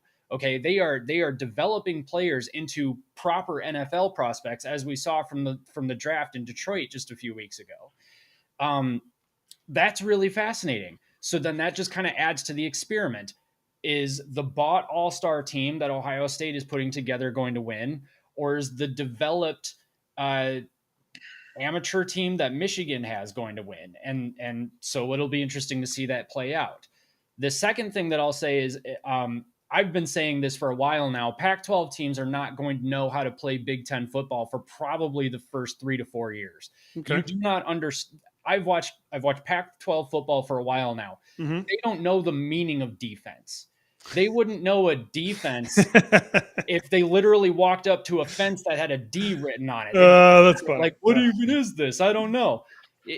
I don't know that they know that you're supposed to field a defense. I don't know what they think they're doing. It's USC is going to come to Michigan. They're going to get slapped in the face by Michigan's defense and wonder what happened. Oregon's going to play Ohio State, and that's going to be a heck of a game, but they're going to figure out pretty quickly that they need to field something of a competent defense, and I think Oregon will. They were top 25 in the country last year. They were top 10. I forget It was run or pass. I forgot which category it was. I feel better about them. I mean, they got a Big Ten defensive tackle in Derek Harmon, who you got to feel pretty good about. And Dan Lanning has recruited well. It's just, how is it going to translate? Right. When I kind of was breaking down this with Michigan and their transfers, okay, who are some of the best defenses in the Big Ten? I think Michigan and Ohio State are at their tier at the top. I think Oregon's up there. I think Oregon's with the Penn States of the world, the Iowas of the world, the Nebraskas of the world in that category with the talent that they brought in. I'm just not ready to put them into that top tier. I want to see how the transfers gel. I want to see Jabbar Muhammad, great corner. Kobe Savage from Cade State, good safety. And they've recruited really well, right, with some of these defensive players. Mateo Uyunglele, really excited about him. We just haven't seen it yet. I've seen it with Michigan. I've seen it with Ohio State. I've seen it with those guys. I want to see it in this type of scheduling grind with the Oregon Ducks as well. It's this year is going to be such an interesting clash of styles, right?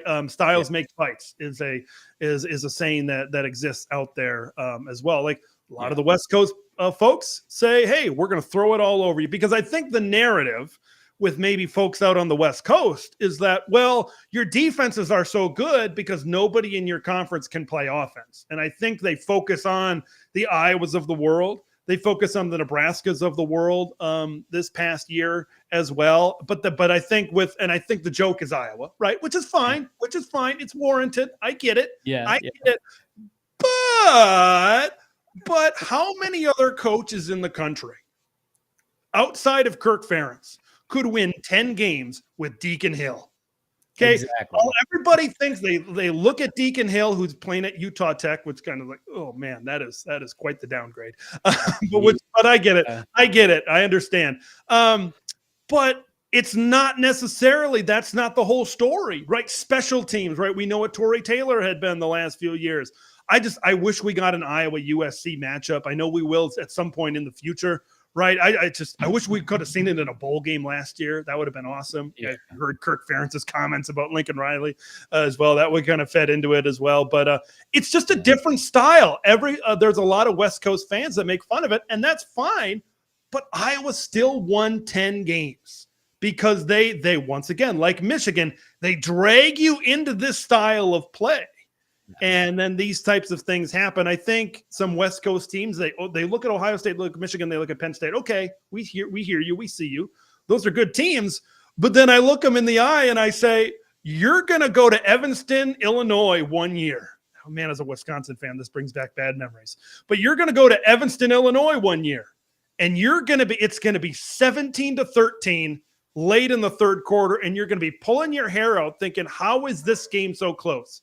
You might win by a couple of scores, but I have a date circled on my calendar, October 19th. It's the week after Oregon plays Ohio State.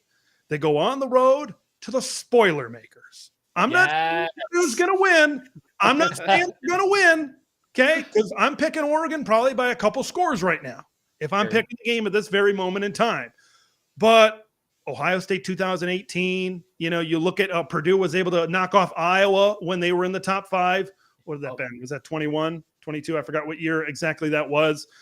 That's just a matchup. We've all been there as Big Ten teams. Wisconsin's been there. Michigan's been there. Ohio State's been there.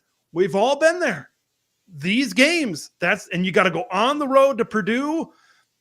You might get, Purdue might be that team that might improve this year. We don't know, right? It's just one to watch out for, where it might be a little bit closer than you'd like in the third quarter, and you got to fight tooth and nail and you might be having a bad day. Like, that's another thing. You might come out and Dylan Gabriel is a little bit off. Right. Maybe Tez Johnson, is getting locked up early. It's just, these things happen in this conference. And I think people maybe don't look at that and don't understand that maybe they can say, hey, look at all this offense. We're going to come in here and we're going to roll them, which will happen on occasion, right? When you kind of face maybe some of these teams at the bottom of the Big Ten, like everybody, a lot of West Coasters, they laugh at Rutgers. And I'm like, you better not laugh at Rutgers this year. They will punch you in the face and it will hurt. I said this last year about the Scarlet We like Knights. laughing at Rutgers. I looked at, okay. Like when you look at this, like Rutgers team, I said this about them last year. When I watch them on television, it looks painful, right? And that's, I think, and it's not just them. Of course, Michigan is on another level when it comes to that as well, but there's just some style of play that just looks like it hurts. And Rutgers is that style, and that's another team. They can drag you into a rock fight, okay? And how many times have some of these West Coast teams gotten into a rock fight? Okay. I'm going to be, as this Midwestern guy through and through. And I just want to say this. I love the Oregon folks. I love US. I love all the West Coast fans and I'm excited about the clash of styles because I do think the Big Ten needs a little bit of an uptick in some of these explosive offensive teams. So I think it's going to force some of these teams to evolve, right? It's going to be who meets in the middle the most. But I'm just excited that first rock fight that we get into. Could it be USC in Minnesota, which is the week after Michigan, I believe? I think it's the week after Michigan. They have to go to Dinkytown. They got to go come here to Minneapolis. Is that the first time they get into a rock fight? How do they respond in that situation? We just don't know how it's going to go. Yeah, completely. And I think we over here as Michigan fans, we're hyper focused on that Texas game week 2. Yeah. Because that's going to either reveal a whole lot of openings in Michigan's line, or it's going to show us all that Sherrone Moore really does know what he's doing.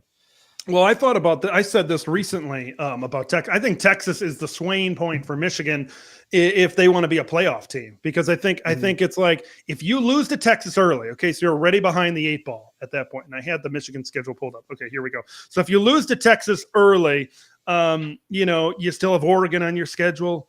You still have Ohio State on your schedule. You look at maybe some of these other, and we talked about USC. Who knows? Maybe they can come out and they can sling it around the yard. You got to go on the road to Washington. That's a team that's going to sling it around as well. We talked about how you can get in some of these rock fights. Upsets happen, believe it or not.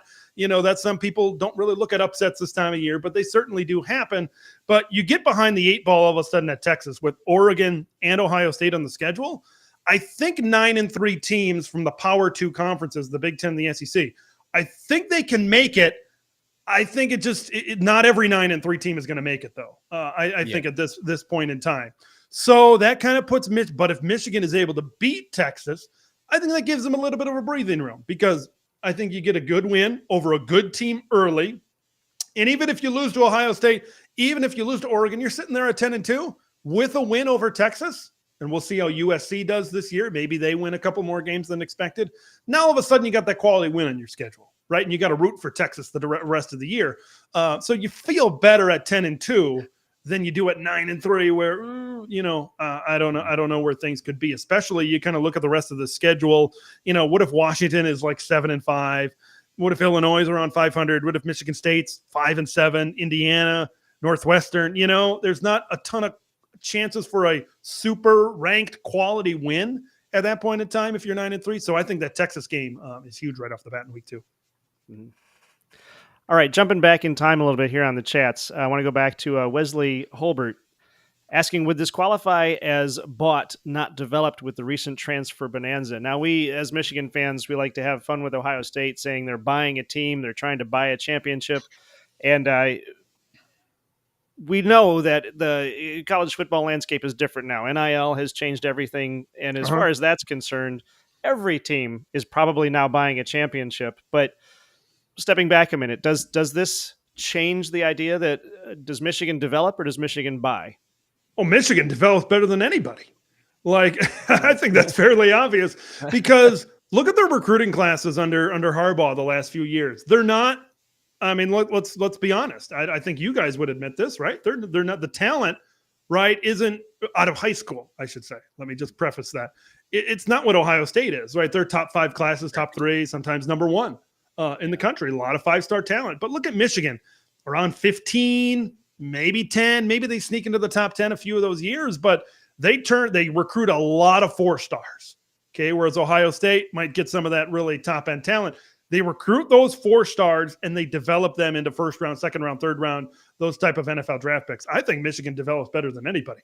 Here's the thing I love about this format of college football, and I think with revenue sharing, you're really going to get there even more. It's kind of like Major League Baseball. It's like the NFL. It's like there's multiple ways to build a team. Okay, you can be the Yankees and you can still win a championship. You can buy a bunch of players, and that's fine. Oregon, right, has invested a lot of money. They've really nailed on a lot of big transfers this year as well. But they kind of meet in the middle because they've added some good free agents, but they recruit really well. Back-to-back, I think at least top 6 recruiting classes. It might be higher, it might be top 5, actually. So they're a little bit of a combination, a little bit of a hybrid. So you're going to have teams like Clemson. That's a perfect example. Draft.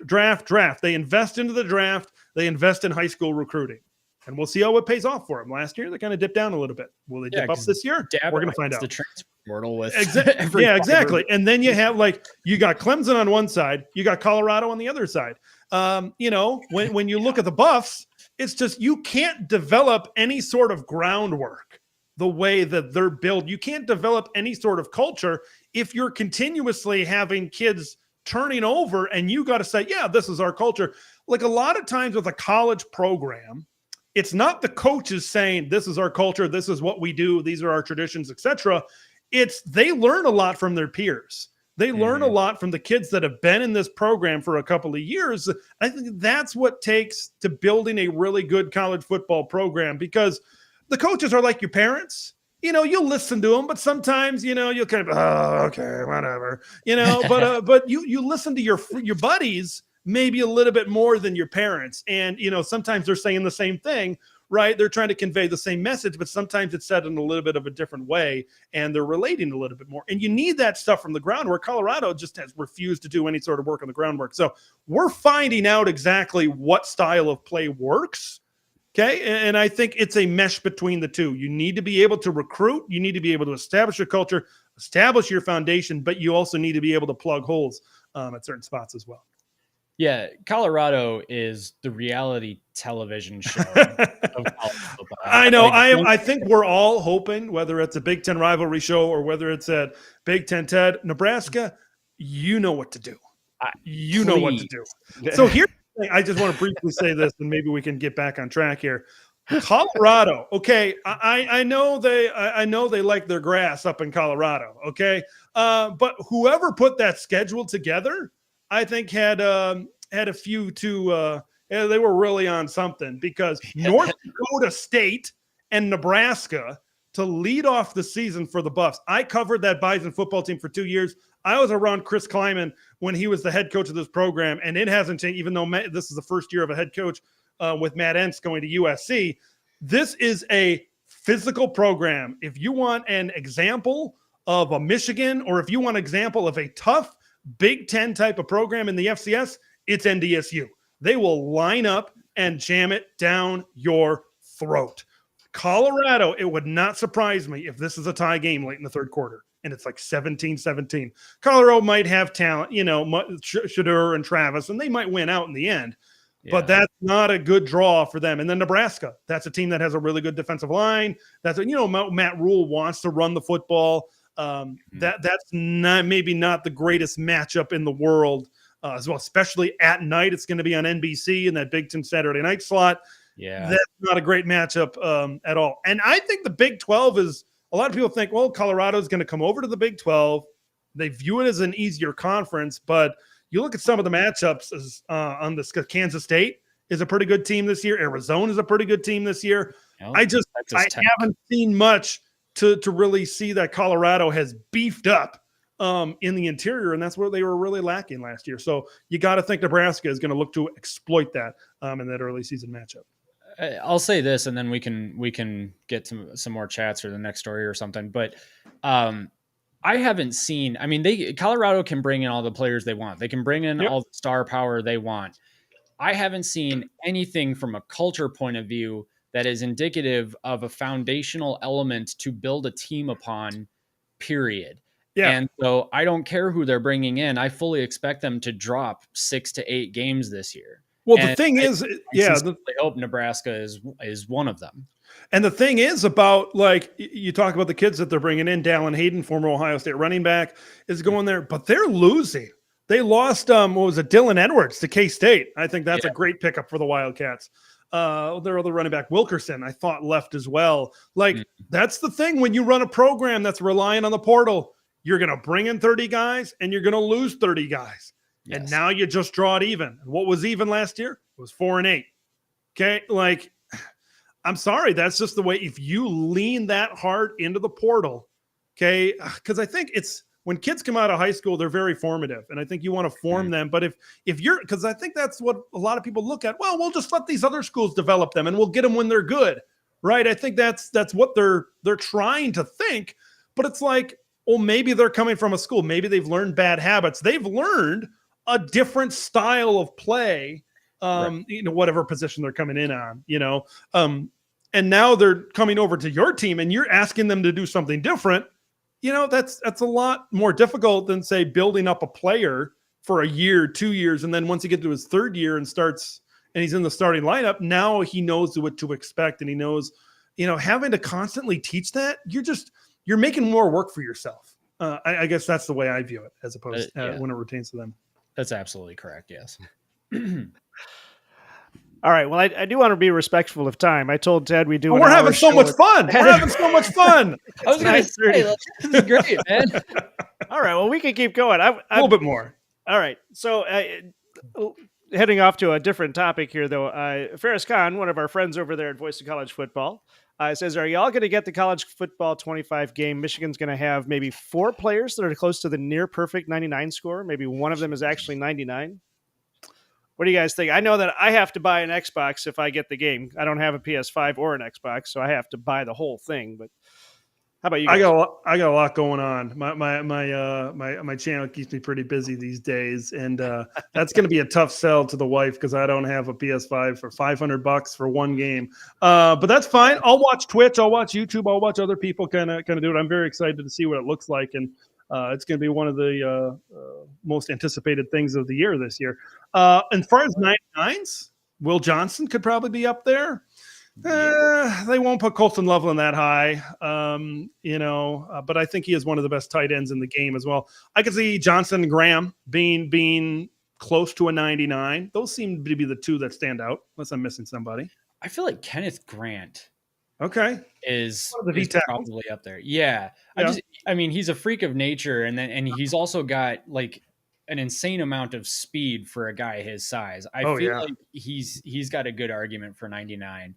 But yeah, I mean, my plan is to somehow or another con my wife into allowing me to buy an Xbox Series X and the game. And so far I haven't figured out the way to do it because she keeps saying no, with good reason. Honey, if you're watching, I get it. It's cool.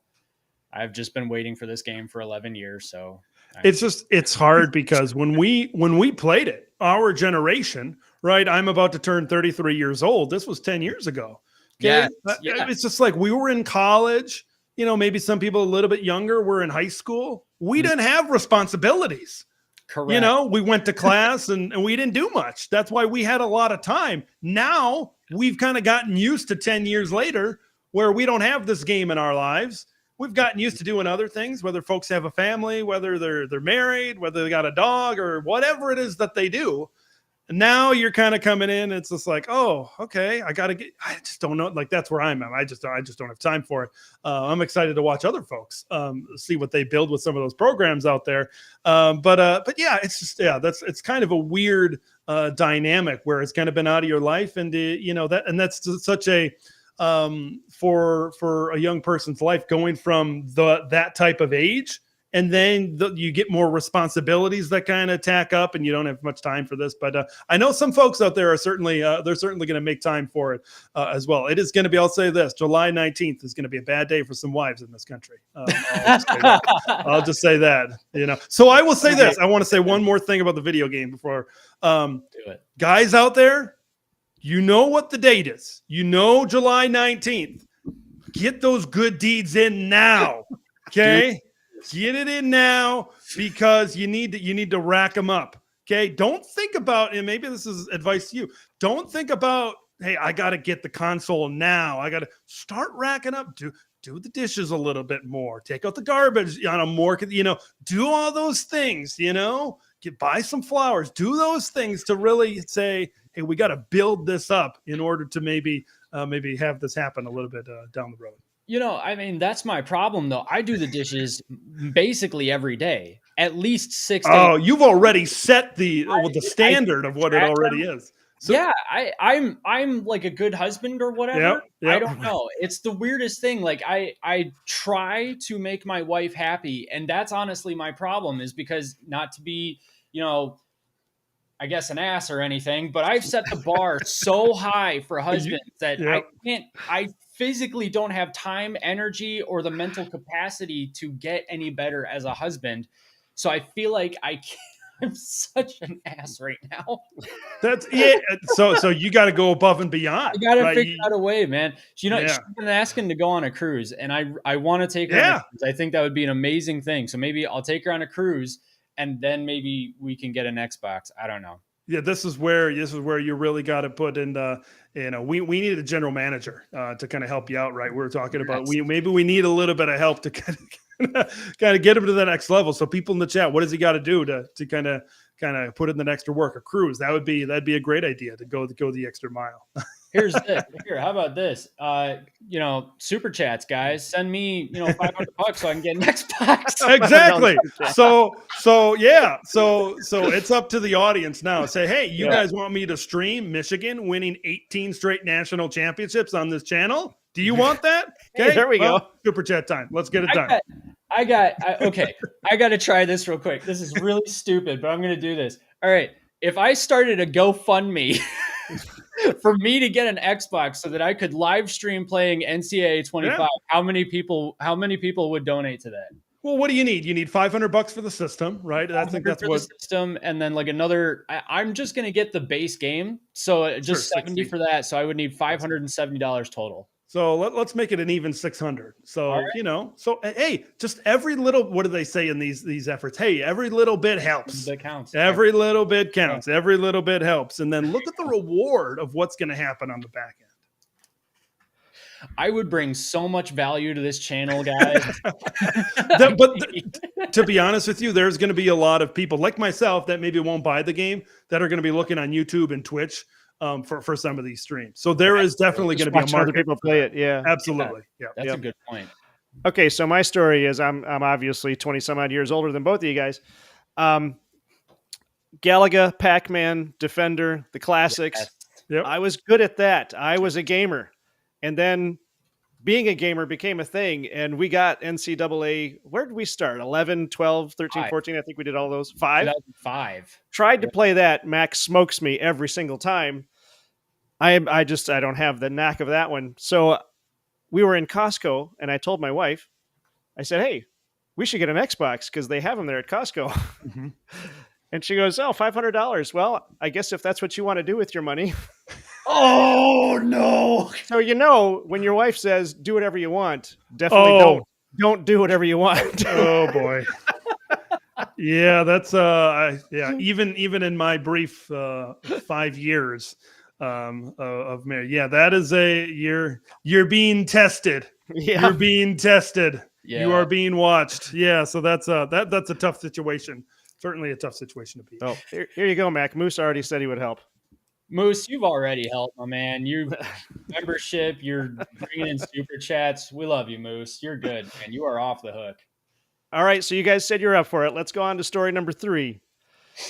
Story number 3 is the OSU QB battle. I was expecting a graphic to come up, and it didn't come up. All right, the OSU QB battle. We want to talk Ohio State some more. As we know, Kyle McCord left under, I don't know, let's call them mysterious circumstances. What was it? His dad tried to guarantee him more play time, and Ryan Day said no. Yeah, basically. Yeah, it was a weird thing with his dad getting involved. So Kyle McCord's over there at Syracuse. Ryan Day is looking for his new quarterback. We've got now the list I saw originally did not include, I think, Devin Brown and Chad Ray. But now we've got Lincoln Kienholz, he took over during the Missouri bowl game, right? Mm-hmm. We've got Julian Sayin, we've got Aaron Noland, we've got Mason Maggs, Will Howard, who is a graduate student, and then Devin Brown and Chad Ray are both on the roster, but I'm not hearing their names bandied around as much as the other 5. So going down the list, I believe Will Howard is actually the front runner, but who would you guys suggest would win this QB battle? Who's gonna help Ohio State beat Michigan? Well, I think when you look at this battle, from what I'm hearing, it looks like it actually, from what I'm hearing from some Ohio State people, is that Devin Brown is pushing. Okay, it seems Will Howard. It seems like you said, Will Howard is certainly the front runner in this battle, but Devin Brown is pushing. Like we said, there was a battle with Devin Brown last year with Kyle McCord. So it seems I think we're going to get Will Howard eventually. Right, I don't think the freshmen are in this battle. I think it's a 2-man battle right now. You saw Lincoln Kienholz, what he looked like in the bowl game, the spring game didn't look great either for him. There was rumors that he might go into the portal and transfer to Iowa. I want to say this: I was a little bit surprised that none of these guys went in the portal. Right, that all of these guys stayed around. So I thought that was a minor victory as well for especially the younger kids for Ohio State as well. I could see them maybe sticking around. Like Lincoln Kienholz, I think, was the guy that I really expected to transfer.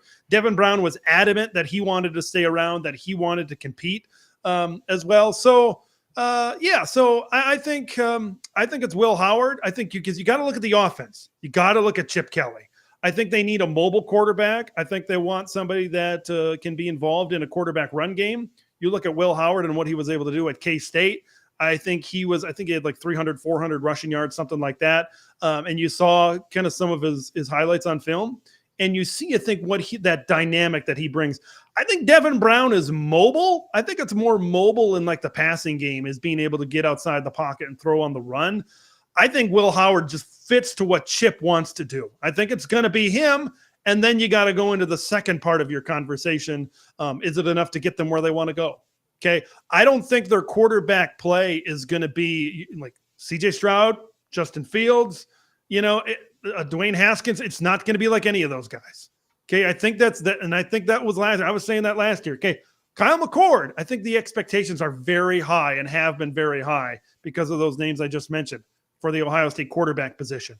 And I think you need to know what you got. I think what you got this year at Ohio State is one of the best running back tandems in the country and one of the best defenses in the country. So you don't need like Will Howard last year threw 24 touchdowns and 10 picks. If he does that in the Big Ten at Ohio State, I think that's fine. I think that can maybe get them to where they want to go. So I think it's going to be Will Howard. It's just now I think he can get them to that Big Ten championship type of level, but now the playoff, right? Even if they get that bye, you got to win in the round of 8. You got to win the round of 4. You got to win 3 games against really good teams to get to a championship. I'm just curious to see how that's all going to play out, but I'd probably go with Will Howard. Yeah, I mean, I'm inclined to agree, and it's interesting. I just pulled up Will Howard's stats from 2023, and he's got a 61% completion percentage with 2,600 yards in 2023, 24 touchdowns, 10 interceptions.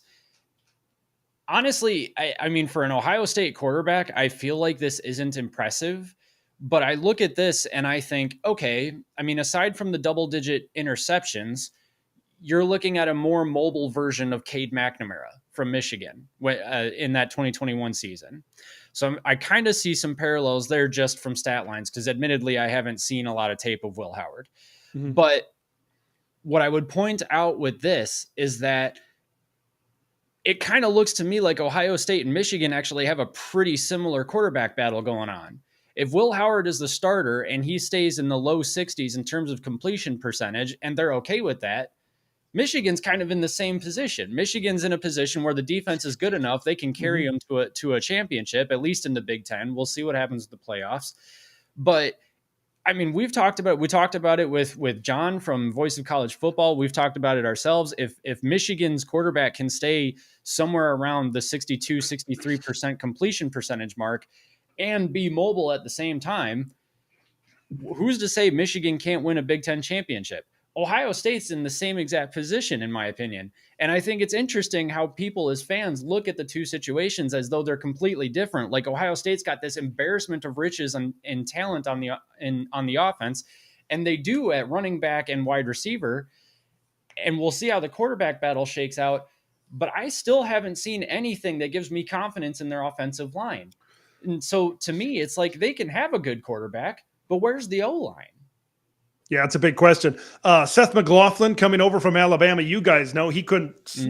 I mean, that shotgun snap did not work out well in the Rose Bowl. So let's just put it that way. But I think he's a good player. I think he's certainly an upgrade to what they have at center. That's going to be a big key for them. Is that offensive line, especially in some of these games. Oregon, we mentioned, has a pretty good front. We know about Michigan having a really good front as well. And then, can Will Howard, because eventually, and the same thing is true for Michigan, okay? Because there's going to be a time, whether it's Alex Orji, Davis Warren, Jack Tuttle over here, whether it's Will Howard, Devin Brown, whoever it is, right, at either of these teams, they're going to need to stand in. They're going to be able to make throws. They have to at certain points in time.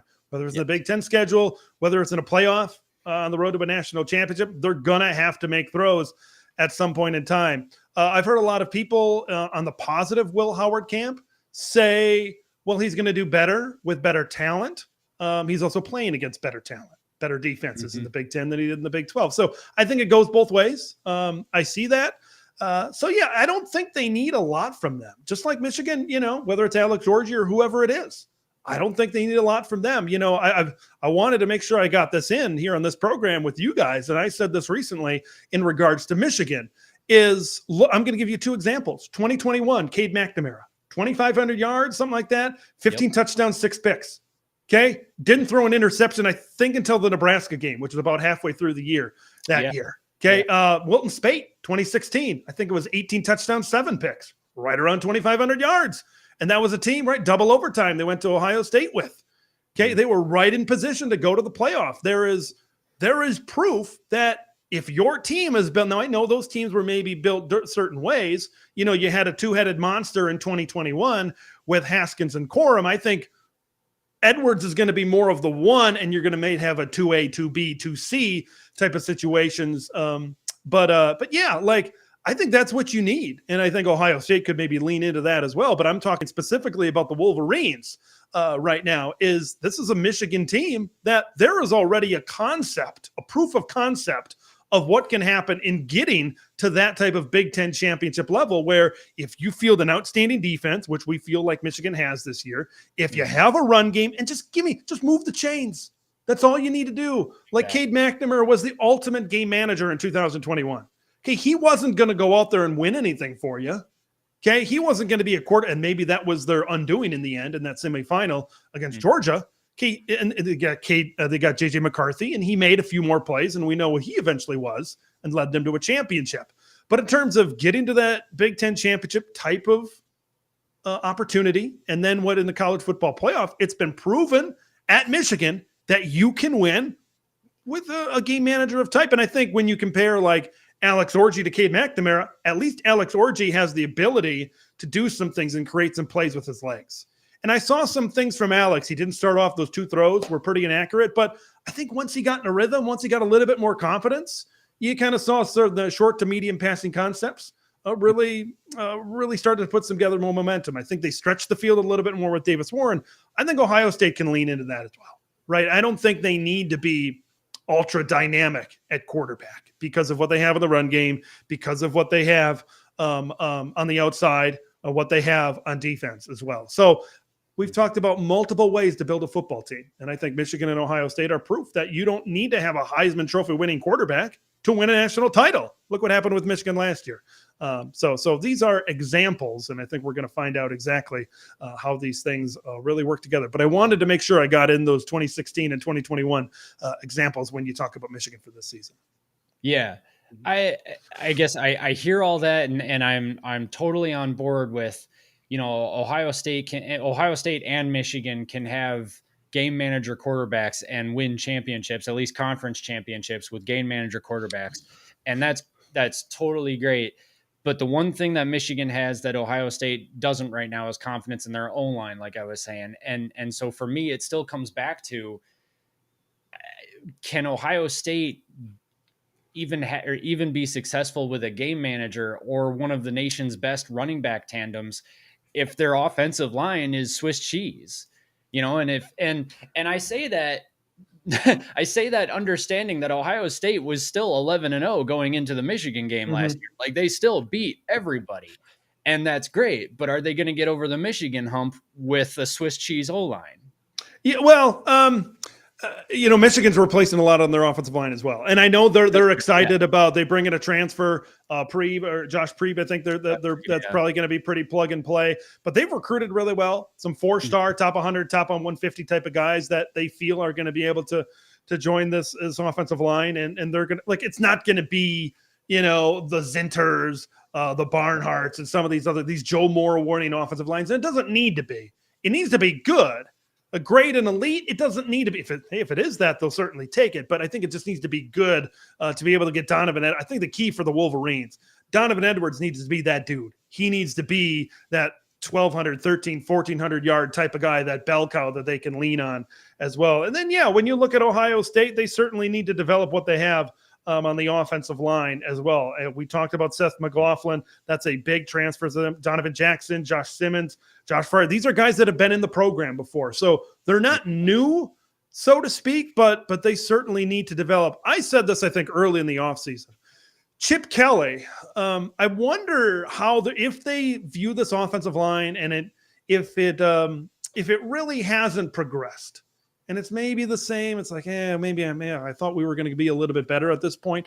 I wonder, Chip Kelly's a genius at scheming some things up and really playing to his strengths. I wonder if they try to get on the perimeter with some short passes a little bit more, try to get on the perimeter with the run game, some zone reads type of situation where they can neutralize the offensive line, right? Where instead of relying on the O-line to just be road graders and create holes and stuff, instead now we're reading a defensive end. Hey, do you want to give it to Travion, or is Will Howard going to keep? And kind of factor in some of those RPO type of things as well to kind of get those defensive lines on their heels if their offensive line isn't good enough to just pound it and pound it and pound it, like maybe the Wolverines have been, winning 2 Joe Moore awards over the last 3 years. So Chip Kelly's a smart guy, right? I wouldn't put it past him to kind of say, hey, if that offensive line isn't where it needs to be, he's still going to put guys in the right position with the skill players on the outside. But yeah, that's certainly a talking point. And Ohio State doesn't have the best strength of schedule to start off with, so we might not know it until maybe the Oregon game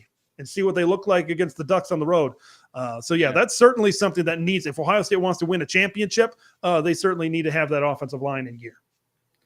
I agree. I wonder about this Iowa game, just talking about good Big Ten defenses. Okay.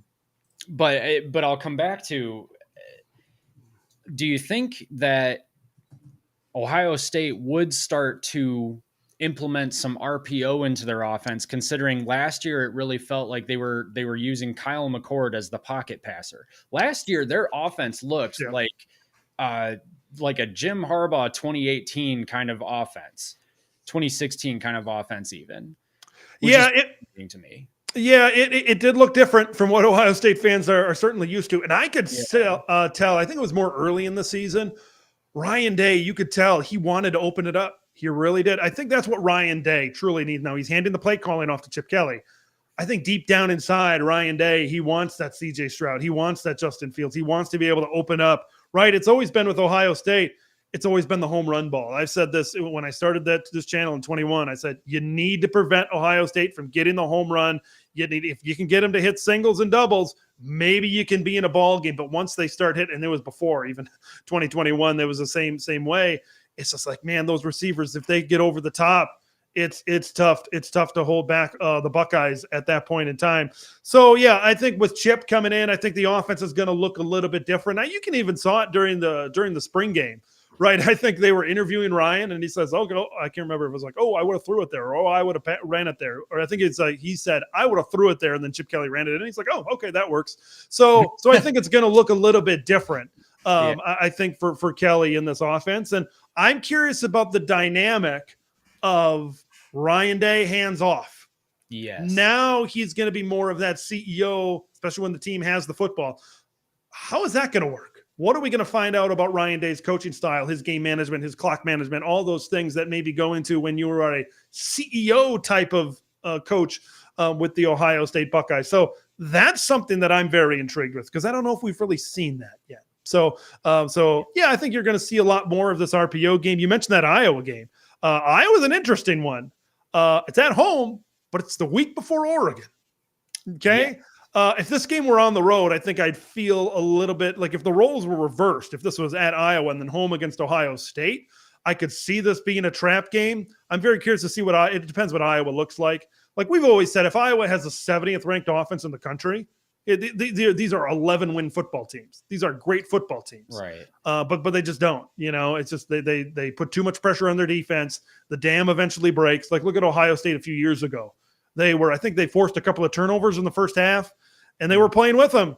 But eventually, when your defense is out there, they get gassed eventually. And Ohio State beat them over the top, and they eventually blew it open. So yeah, that Iowa game is an interesting. I knew they played Iowa, and I looked at the schedule recently, but now that I'm looking at it now, the week before Oregon, that could be interesting. That could be interesting. I think they're fortunate they get it in Columbus, Ohio. Yeah, extremely fortunate they get it in Columbus. Yeah, I don't know. I feel like I remember that 22 game where wasn't it the guy who called fair catch but not really in the Cooper DeJean. Thank you. wasn't it him who recovered that fumble for the touchdown? I think that was the first touchdown scored in that 22 game, if I'm not mistaken. Iowa got the fumble, the scoop and score. And I thought Ohio State was in some trouble, but then Iowa's offense couldn't do anything. And I'm just over here like, if Iowa could field a competent offense, watch out. Yeah, that was, I'm looking up the 54-10. Like you look at that, and that's what people were looking at that point in time. It's just like, well, 54-10, but that's, you look at that early in the football game, Iowa was hanging with them right away. So we had a Joe Evans scoop and score. He was on the defensive line. So Ohio State went down, kicked a field goal fairly early. And then it was 7-3 at that point in time, after it was 7-3 Iowa. And then Ohio State put some more points. Like that's the thing. I look at this box score in the first quarter is Ohio State held to a field goal in their first drive. Iowa gets a scoop and score, but then they kicked 2 more field goals in the first quarter.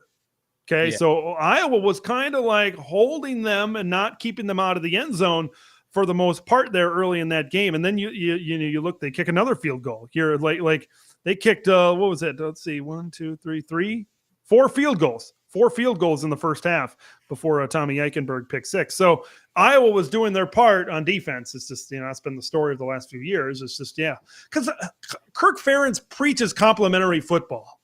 Okay, and that goes back to the whole West Coast discussion as well. It's I know it's kind of funny. It's kind of ironic. Well, how can you complete complimentary football when you have the 130th offense in the country? I think he wants to get there, right? Certainly he wants to get to that point. But yeah. So if Iowa can get to that level, and I'm curious how their quarterback battle is going to pan out. Cade McNamara is banged up. They brought in Brendan Sullivan. Don't laugh because he's a Northwestern quarterback. When he came in for Ben Bryant last year, he threw some zips. Look at film in that Maryland game. Okay. I don't know exactly where he ranks, where he would rank amongst Big Ten quarterbacks, but all you need for Iowa, you need someone who can give you a shot. You need someone who can give you a chance. I like their running game. I like what they have. Jazz Patterson, Leshaun Williams. I like what Caleb Johnson. Like if Caleb Johnson could play Purdue every week, he'd win the Heisman. Look at his stats against when he played Purdue. Over 200 yards, multiple touchdowns the last couple of times he's played them the last few years. So it's gone well for them.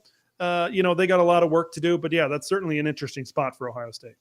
Yeah, it'll be interesting for Iowa too, just to see how Tim Lester can adapt that offense, and then if Cade McNamara is the starter, or if they end up going with someone else. Well, the thing with Tim Lester, you look at his tape from Western Michigan, a lot of 11 personnel, 3 receivers split out in the formation, a lot of shotgun, a lot of pistol, not very Iowa-like. Of course, he's going to involve the tight ends because when you're the OC at Iowa, you have to.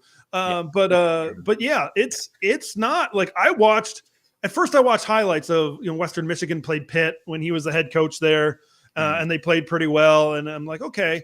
But then I'm like, let me see if I can get a full game copy of some of it. And I watched it. I'm like, shotgun, pistol, shotgun.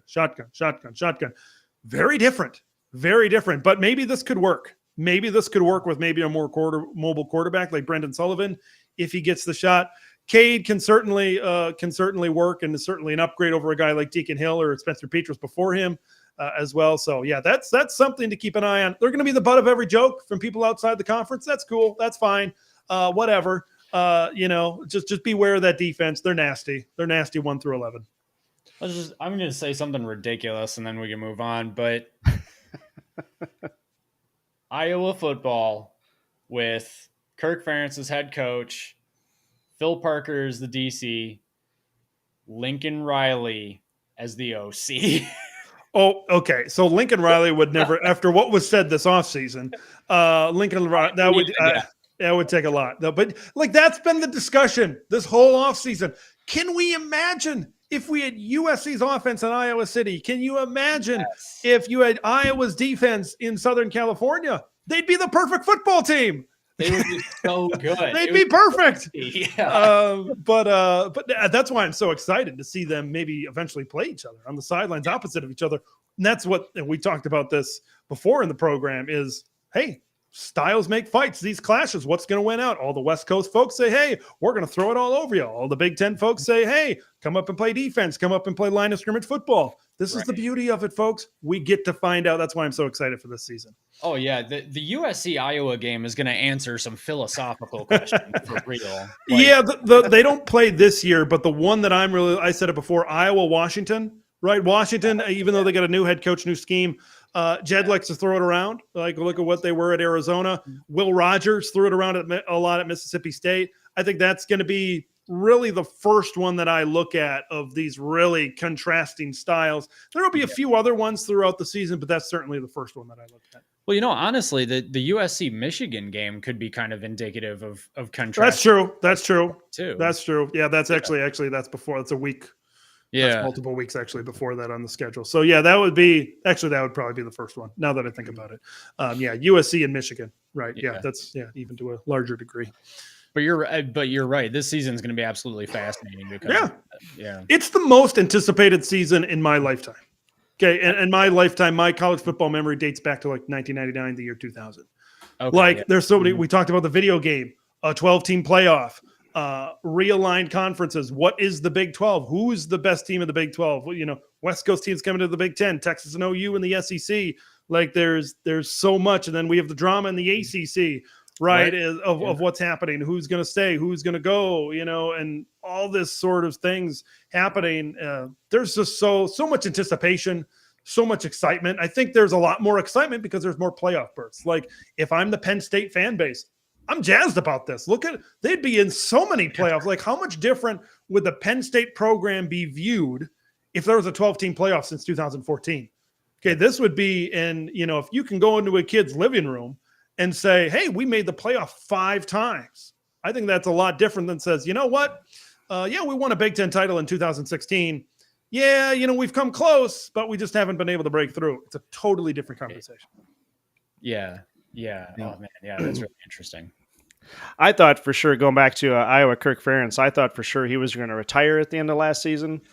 He's got 25 years in at Iowa. He's in his late 60s. I thought that just sounds like a good time to close the door and move on. But there were rumblings, and with Brian being let go, and then a new athletic director, right? Him and Gary Barta were buddies over there at Iowa. And now with Beth Getz, I love what Beth is doing over there. But yeah, it just seemed there were a lot of forces coming together at that time. But I guess Kirk has said in some of his radio shows, it's just like, what am I going to do?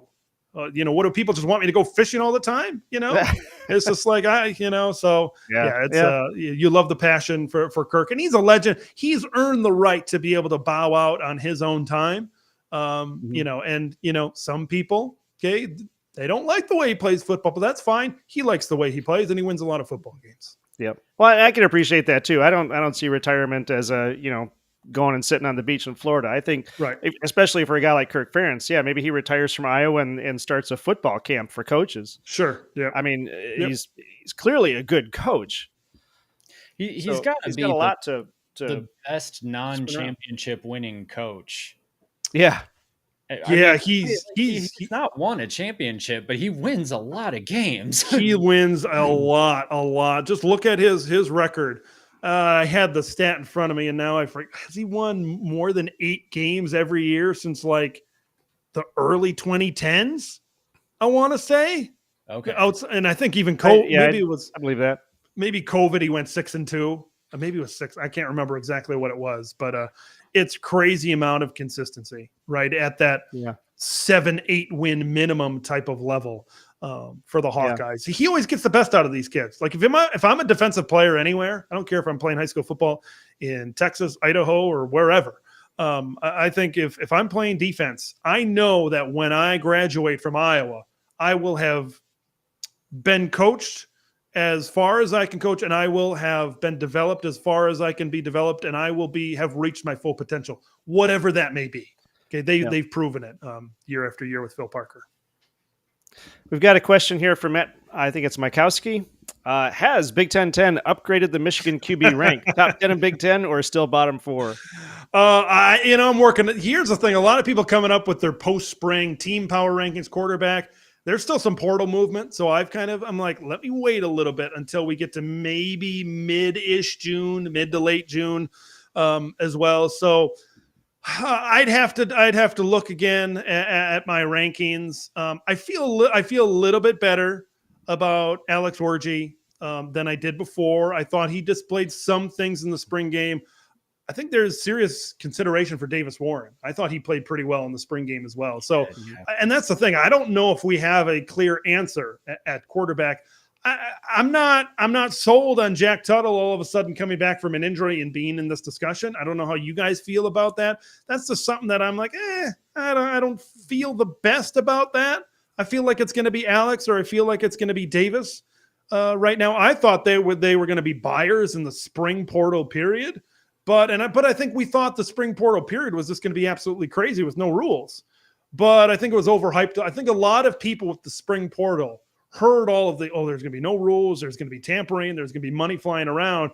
And I think at that point, coaches and collectives around the country said, we better get our dollars in order so we can keep all of these kids. I think that's probably what happened and why we didn't see the crazy amount of movement. You look at the quarterbacks that were out there and where they went. I think Michigan felt pretty solid of where they were. Could they maybe went out and looked after someone? Yeah, they could have, but I don't think the great options, championship level options were out there, I think, for them during the spring portal. So kind of investing in Alex and in Davis. And like this goes back to my point about the 2016 and 2021 teams, right? You can have a game manager at quarterback and you can still get to a pretty high level. Yeah, I don't think, as far as I know, that there was enough of an upside with the QB talent that was in the portal to justify Michigan bringing someone in and shaking up the QB room culture. I mean, like I've said a million times at this point, Michigan can get a game manager, like you're saying. Michigan can get a game manager and do just fine. And I feel like that's probably what Michigan thinks that they have is someone who can go in there and complete 65% of the passes and keep Michigan from making mistakes and continue moving the ball and getting first downs and stuff like that. So I didn't expect them to go in the portal and grab a QB. I actually was really relieved when they didn't, because I know a lot of people were saying that they probably should, because Orji, is he going to have the experience? Sure. Is he going to be the JJ McCarthy? And I kind of went into it like, no, he's not going to be JJ McCarthy, because JJ McCarthy was generational. Like, he's a phenomenal QB. There was always going to be a drop off, but give Orji time. Maybe he becomes the next McCarthy. Maybe he doesn't, but Michigan doesn't need him to either. So the pressure's off. I'm looking back at this question here from Mark, and that's kind of where I want to circle back to. Would I put Alex in the bottom four? Yeah, I might, but that's okay. There's nothing wrong with that, because you've got a top tier defense. You got a top tier run game. You don't need that. Okay. You don't need that great playmaker that you maybe had, the talented type of arm that you had with JJ. So I know, I get it. It's power ranking season. Okay. Especially with more teams, with 18 teams, people seeing their guys at 15, 16, 17, 14, whatever, in that type of area. Yeah. They maybe get a little bit worked up. I understand fans. I get it. But Michigan fans, just keep in mind, you can have the 14th best quarterback in the Big Ten and still win a conference title. You can still be in that discussion. Because, and I think that's a lot of the national media during draft time with JJ is like, oh my gosh, can you believe they didn't throw the ball against Penn State? Yeah. What would you have done when you can just like run and nobody can stop you? Yeah. Like, correct. I think that's the thing with the JJ draft process that people didn't understand. I looked at he made, there were a few times during the season, I remember watching him. There was a throw against Nebraska and there was a throw against Michigan State where I popped out of my seat and I'm like, wow, that was, there were some times where maybe there were some throws that he certainly missed, but he certainly displayed the arm talent that I think NFL people were very excited about, why Minnesota was able to trade up one spot to be able to get him. But yeah, just because your quarterback is that far down for somebody like Michigan, don't get all worked up about it. Don't say, I don't know what I'm talking about. Okay, which that's okay if you think that. I'm totally cool with that. That's the thing. I love this time of year, kind of going back and forth with people. It's a fun time of year. But yeah, just because you have that type of quarterback doesn't mean that you don't have a good team. I mean, this type of conversation beats which college football team has the best helmet argument that seems to come up every single freaking. Okay, all right. I'll scratch that off my list, I guess. I see that one more time. That was all last offseason. Everybody on Twitter is putting out polls. Who's got the best helmet in CFB? Like, I mean, you guys are pretty high on that list. I'll certainly say that. Well, Curious what you guys, because this has been a popular one as well. What do you guys think of Penn State's uniforms? This kind of popped up on something before. A lot of people say, "Oh, well, they got a white helmet with a stripe on it." Like their uniforms are extremely bland. They're like the generic brand at Meyer. Right, exactly. So, but then some people were saying, "What do you mean? They're iconic, right?" And here's the way I kind of viewed Penn State's uniforms. I think the people that thought they're iconic associated winning football with them, associated maybe what they represented, so to speak, as well, and maybe some more simple uniforms could maybe be thrown into that as well. Is maybe you're thinking it's a great uniform because when you see it in the whiteout. You see Penn State taking on Ohio State. You see Penn State combined with Michigan. You have memories of these big football games where they're a top 10 team and that type of thing. But yeah, the uniform is it's a whole lot of nothing, which fine. It works for them, right? They certainly at this point are not going to change it. And I love Penn State's uniforms. It's just I just don't think that they're ultra eye catching, I guess, which is fine. Once again, it's fine. They're bland, but you always know as soon as you see them that you're watching a Penn State game. Yep. Yeah. I mean, it's a brand, and you might, the brand might be kind of bland, but it's the brand, and it works for them. It's a cohesive look. I'm really excited to see the Penn State uniforms. These we have Big Ten. We have a lot of traditional uniforms. There's a lot of solid colors. Michigan, Penn State, Ohio State, Wisconsin, Iowa, against some of these Oregon uniforms. I think that's going to be. I think that's going to really be very interesting to see. Like Ohio State against Oregon. Oregon's going to pull out some crazy uniform combinations for some of the bigger games. It's very different as far as the Big Ten is concerned, but I think it's cool. I think it's fine because I know a lot of people are certainly going to like that. I like certain combinations for the Ducks better than others. I like it when they wear the green. I think the green really looks good as well. I get they wear the black with maybe when I think they're having a black out or a black theme when they play Ohio State, which makes me think that might be a night game on NBC. That would be pretty cool as well. So yeah, that's seeing the Oregon uniforms against some of these traditional Big Ten uniforms is certainly going to be a clash in many different ways. Oh yeah, I hope Oregon doesn't wear the black uniforms at night. They won't be able to see their own receivers. That's also true. That's certainly something that would be into play. Yeah. So Connor here says that the throwback Penn State uniforms are nice. And if I'm looking at this right, it looks like the throwback uniforms, the jersey is blue and the pants are white rather than just all white. Well, the all whites are the away uniforms. The blue jerseys are the home uniforms. Right. Well, so then what's the throwback uniform? I don't think there is one. All right. I don't think there is one. As far as I know. But. Yeah, I don't think there is either. Maybe Connor's making a joke, maybe. Mark says, "What about the maize and blue stripe out? Let's get a mascot. Really, merch that important. Not going to be Nike or not going to beat out Nike."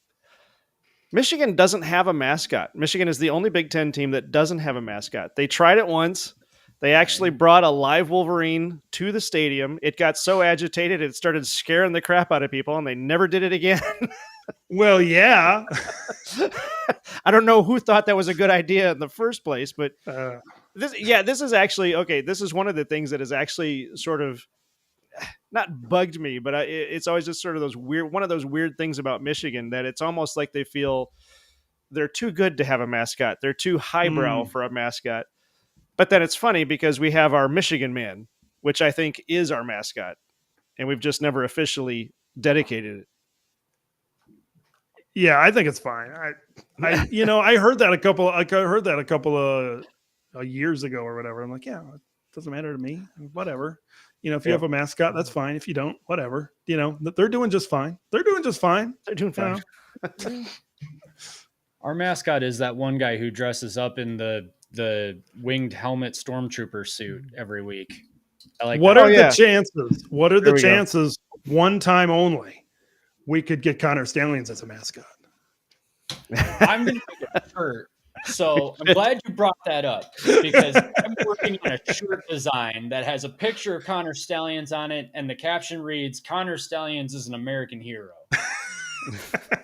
So I thought it was crazy. I thought it was funny and crazy that he was at the Rose Bowl. You know, that little cheeky picture that he posted. I thought that was funny. Curious to see what do Michigan fans think of Connor Stallions? Do they think is like do they think him? I know some people have tongue in cheek maybe said like he's a hero or whatever. What is the opinion in the Michigan fan base of Connor where they think, oh crap, that was close, or maybe something could happen? What's, I guess, the overall feeling of Connor himself within the Wolverine fan base? I think if you talk to a reasonable person, they would say he did something rather stupid. It's really not a big deal because he did something rather stupid, but all of us have taken our phones to a game and taken pictures. Sure. And the picture's not great. I don't know what you're going to do with that, sign stealing wise, but it was still against the rules. And so he did a stupid thing, and he needed to be fired. But he also managed to piss off not just one, but like all other fan bases. And gave Michigan their motto of Michigan versus everybody, which fueled the national championship run. So on the other hand, he's also kind of a Michigan folklore hero. Like, okay, I guess, okay, I see that. I see that. Yeah, that's fun. Yeah. And then wasn't he doing like you could pay him? What was that? A cameo where you could pay him something, and he could do he could say something to you or something. Yeah, he was also on Cameo, and you could pay for him to say hi or happy birthday or some nonsense. I don't know. I thought that was lean into it a little bit. Lean into it a little bit. But why not? I thought that was funny. Country, like most of the country hated him, and Michigan fans absolutely loved him. If you can monetize that, more power to you. Looking back on that was a wild. Geez, on my side of things, that was a wild. What was that 3 weeks to the end of the regular season or whatever?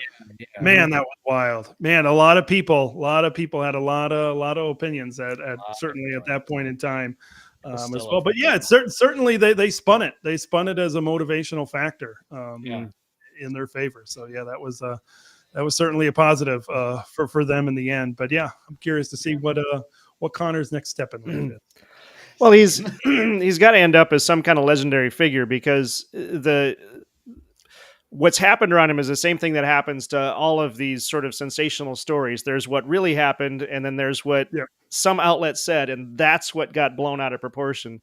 I mean, there are so many people who think that Connor Stallions was basically on the sidelines with a news camera and documenting each and every play with the player numbers and the the X's and O's sheet, and then handing that to Harbaugh.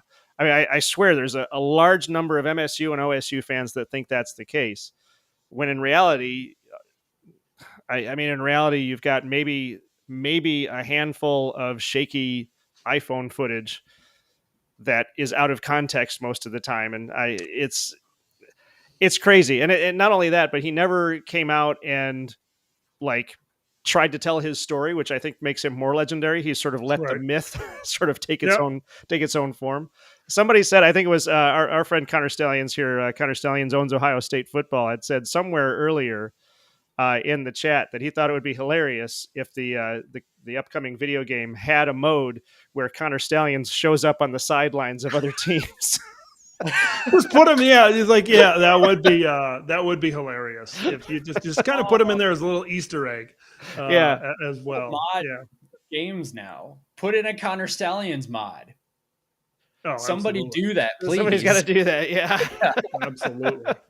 Yeah, that'd be pretty funny. But yeah, I know you guys have maybe certainly thought about this at one time or another. I just, considering the state of the NCAA, I have a hard time thinking that their national championship is well intact. I don't foresee that going anywhere anytime soon. And it's going to be really hard. I know the investigation started during the season, after the season, whenever that started, really, for the NCAA. Aside from the Big Ten investigation, that it's going to be very difficult, especially like even if they do find out a bunch of stuff. Harbaugh's not there anymore. A lot of people just aren't there anymore. And you got to, you could see some show causes kind of handed out as well. Like the NCAA takes multiple years to do this. And at that point, I'm sure they've cleaned house, right, with everybody that was, might have done something wrong as well. I just have, that they certainly could have some things are going to happen, right? We could talk about scholarships and we could talk about whatever it pertains to, but yeah, it's just, I have a hard time believing that any sort of significant punishment, because who knows? We talked about this early in the show, right? The conferences could run the show at this point in this portion of the NCAA at that very moment in time. So there's going to be so much changing. And I think, what was it? It was like they handed down a penalty. What was that? Pretty recently. And that was, I think, 3 years ago, or when that was the Cheeseburger Gate, the 2020 stuff. So it takes about 3 or 4 years for this stuff to really wrap up. So I think by that time, I think college sports is going to be a lot different. I mean, the NCAA might not exist in 3 years. Yeah, it might. It's like it might not. It might not. Yeah, like I said, that was a crazy time where people are saying, when this stuff was just first coming to light, people are saying, they shouldn't be able to make the playoff, this stuff and that stuff. And I'm like, it was just all going 100 miles an hour at one point. And it was kind of like, I don't want to say it was a little political, but it was like, hey, if you disagree, how dare you, kind of a thing. It was pretty wild there for a minute, but it was certainly interesting to see Michigan power through all of this.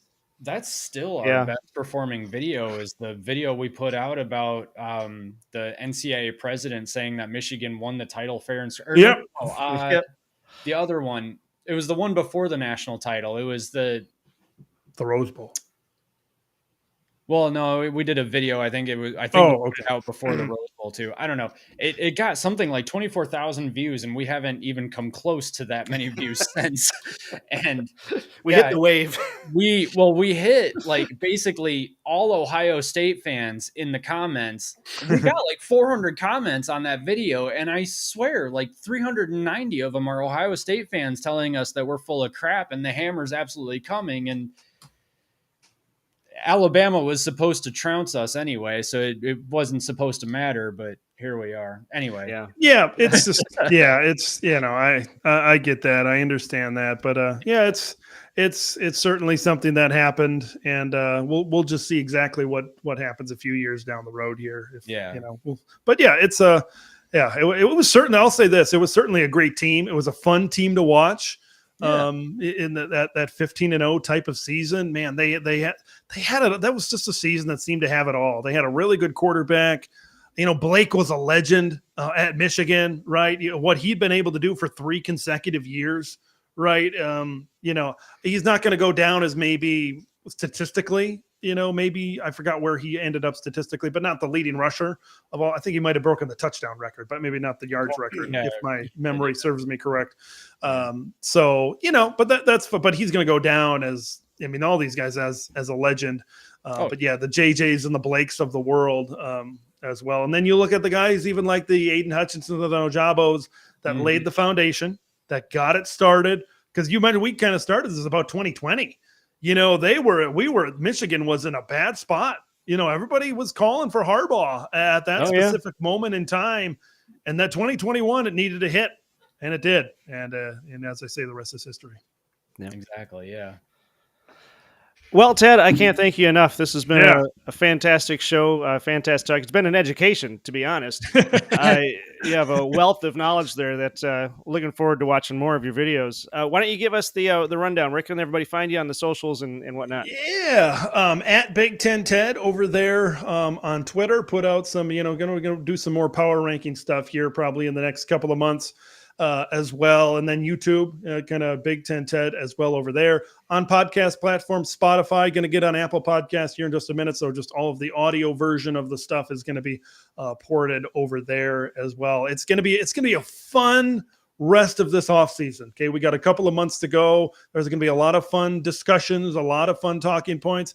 I guess I'm not doing the uniform conversation anymore. But yeah, it's going to be a lot of fun. It's going to be a lot of fun. We've done some stuff with the West Coast guys coming in. And just, we're going to get into a lot of some of these meat and potatoes discussions, right? When we talk about offense versus defense, physicality versus explosiveness. So it's going to be a lot of fun conversations here coming down the road. So, Wolverine fans, you've been, especially this last year, you've been very kind in the viewership numbers to myself over there. So we've heard plenty of you, and we'd like to come on along for the ride. I'm sure we're going to be talking a lot of Michigan up until the start of this season. So thanks for having me on. This was a great discussion. Very much appreciate it. So anytime, I'm sure we can get together. Yeah, thank you very much. Appreciate it. Hope we can have you back on the show. It would be nice to have you on during the season. I know that's going to be really busy, but I think that'll be awesome. Well, I guess that's it. I'll let you go on, then Mac and I will wrap things up. Thank you very much, everybody out there. Remember, Big Ten Ted, go watch his channel. It's very impressive. Thank you. I appreciate it. Thank you, guys. Thank you so take much. care. Ted. Have a good night. Good night. All right. That was amazing. Great to have Big Ten Ted on the show. And Mac, do you have any closing thoughts on that? Man, yeah, talk about an education. That guy knows his stuff. Holy he crap. does. That was amazing. Man, it was like talking to an encyclopedia. That he really knows his stuff. That was awesome. Yep. Yeah, it was a great conversation. I really hope we can have him back again soon. Yeah, definitely. So let us know what you guys want to talk about, or what you want to talk about more, and ask us questions, and we will look into it. We've got more videos coming out, obviously, about the upcoming Big Ten season. We're hoping to have more guests on. I don't know that we'll have one every week. Doing my best, but we'll see how that goes. Don't forget to like, subscribe, and we've got the memberships and more coming up on that. Don't forget, we've been teaming up with Michigan Football Channel over Michigan Football at the Voice of College Football. Head over there, like and subscribe them too. You get lots of great content from John D'Adamo, TJ, and Ferris Khan, who John D'Adamo and Ferris Khan were actually in the chat tonight, so it's good to see those guys. This has been fantastic, and I hope you guys have a great evening. And I think that's all I have to say. Oh, Mac, you got something else? I got one more thing. I put up a poll asking if people would donate to get me a new Xbox. And I actually put up 2 polls because the first one didn't do so hot. First one, it was like 80% no. So I put up a second poll. I said, would you pretty please donate to the fund to help Matt get an Xbox? 33% said, oh, all right. 67% of you said still no. Guys. They're already having to pay for all of those student loans that they didn't take out, so you can't expect them to get you an Xbox. Well, I have no sympathy for you people. Oh, here you go. Blue Wolverines coming through for you. Donate to PS5? Come on, man. I am an Xbox guy. I've had an Xbox since 2006. So no. All right. No. I'll figure it out. All right. You people don't actually have to donate for that unless you really wanted to. Thank you, everybody, for watching. Have a wonderful night. Have a wonderful week. We will see you next Monday night, 8 o'clock, right here, and we'll talk more football. Mac, take us out.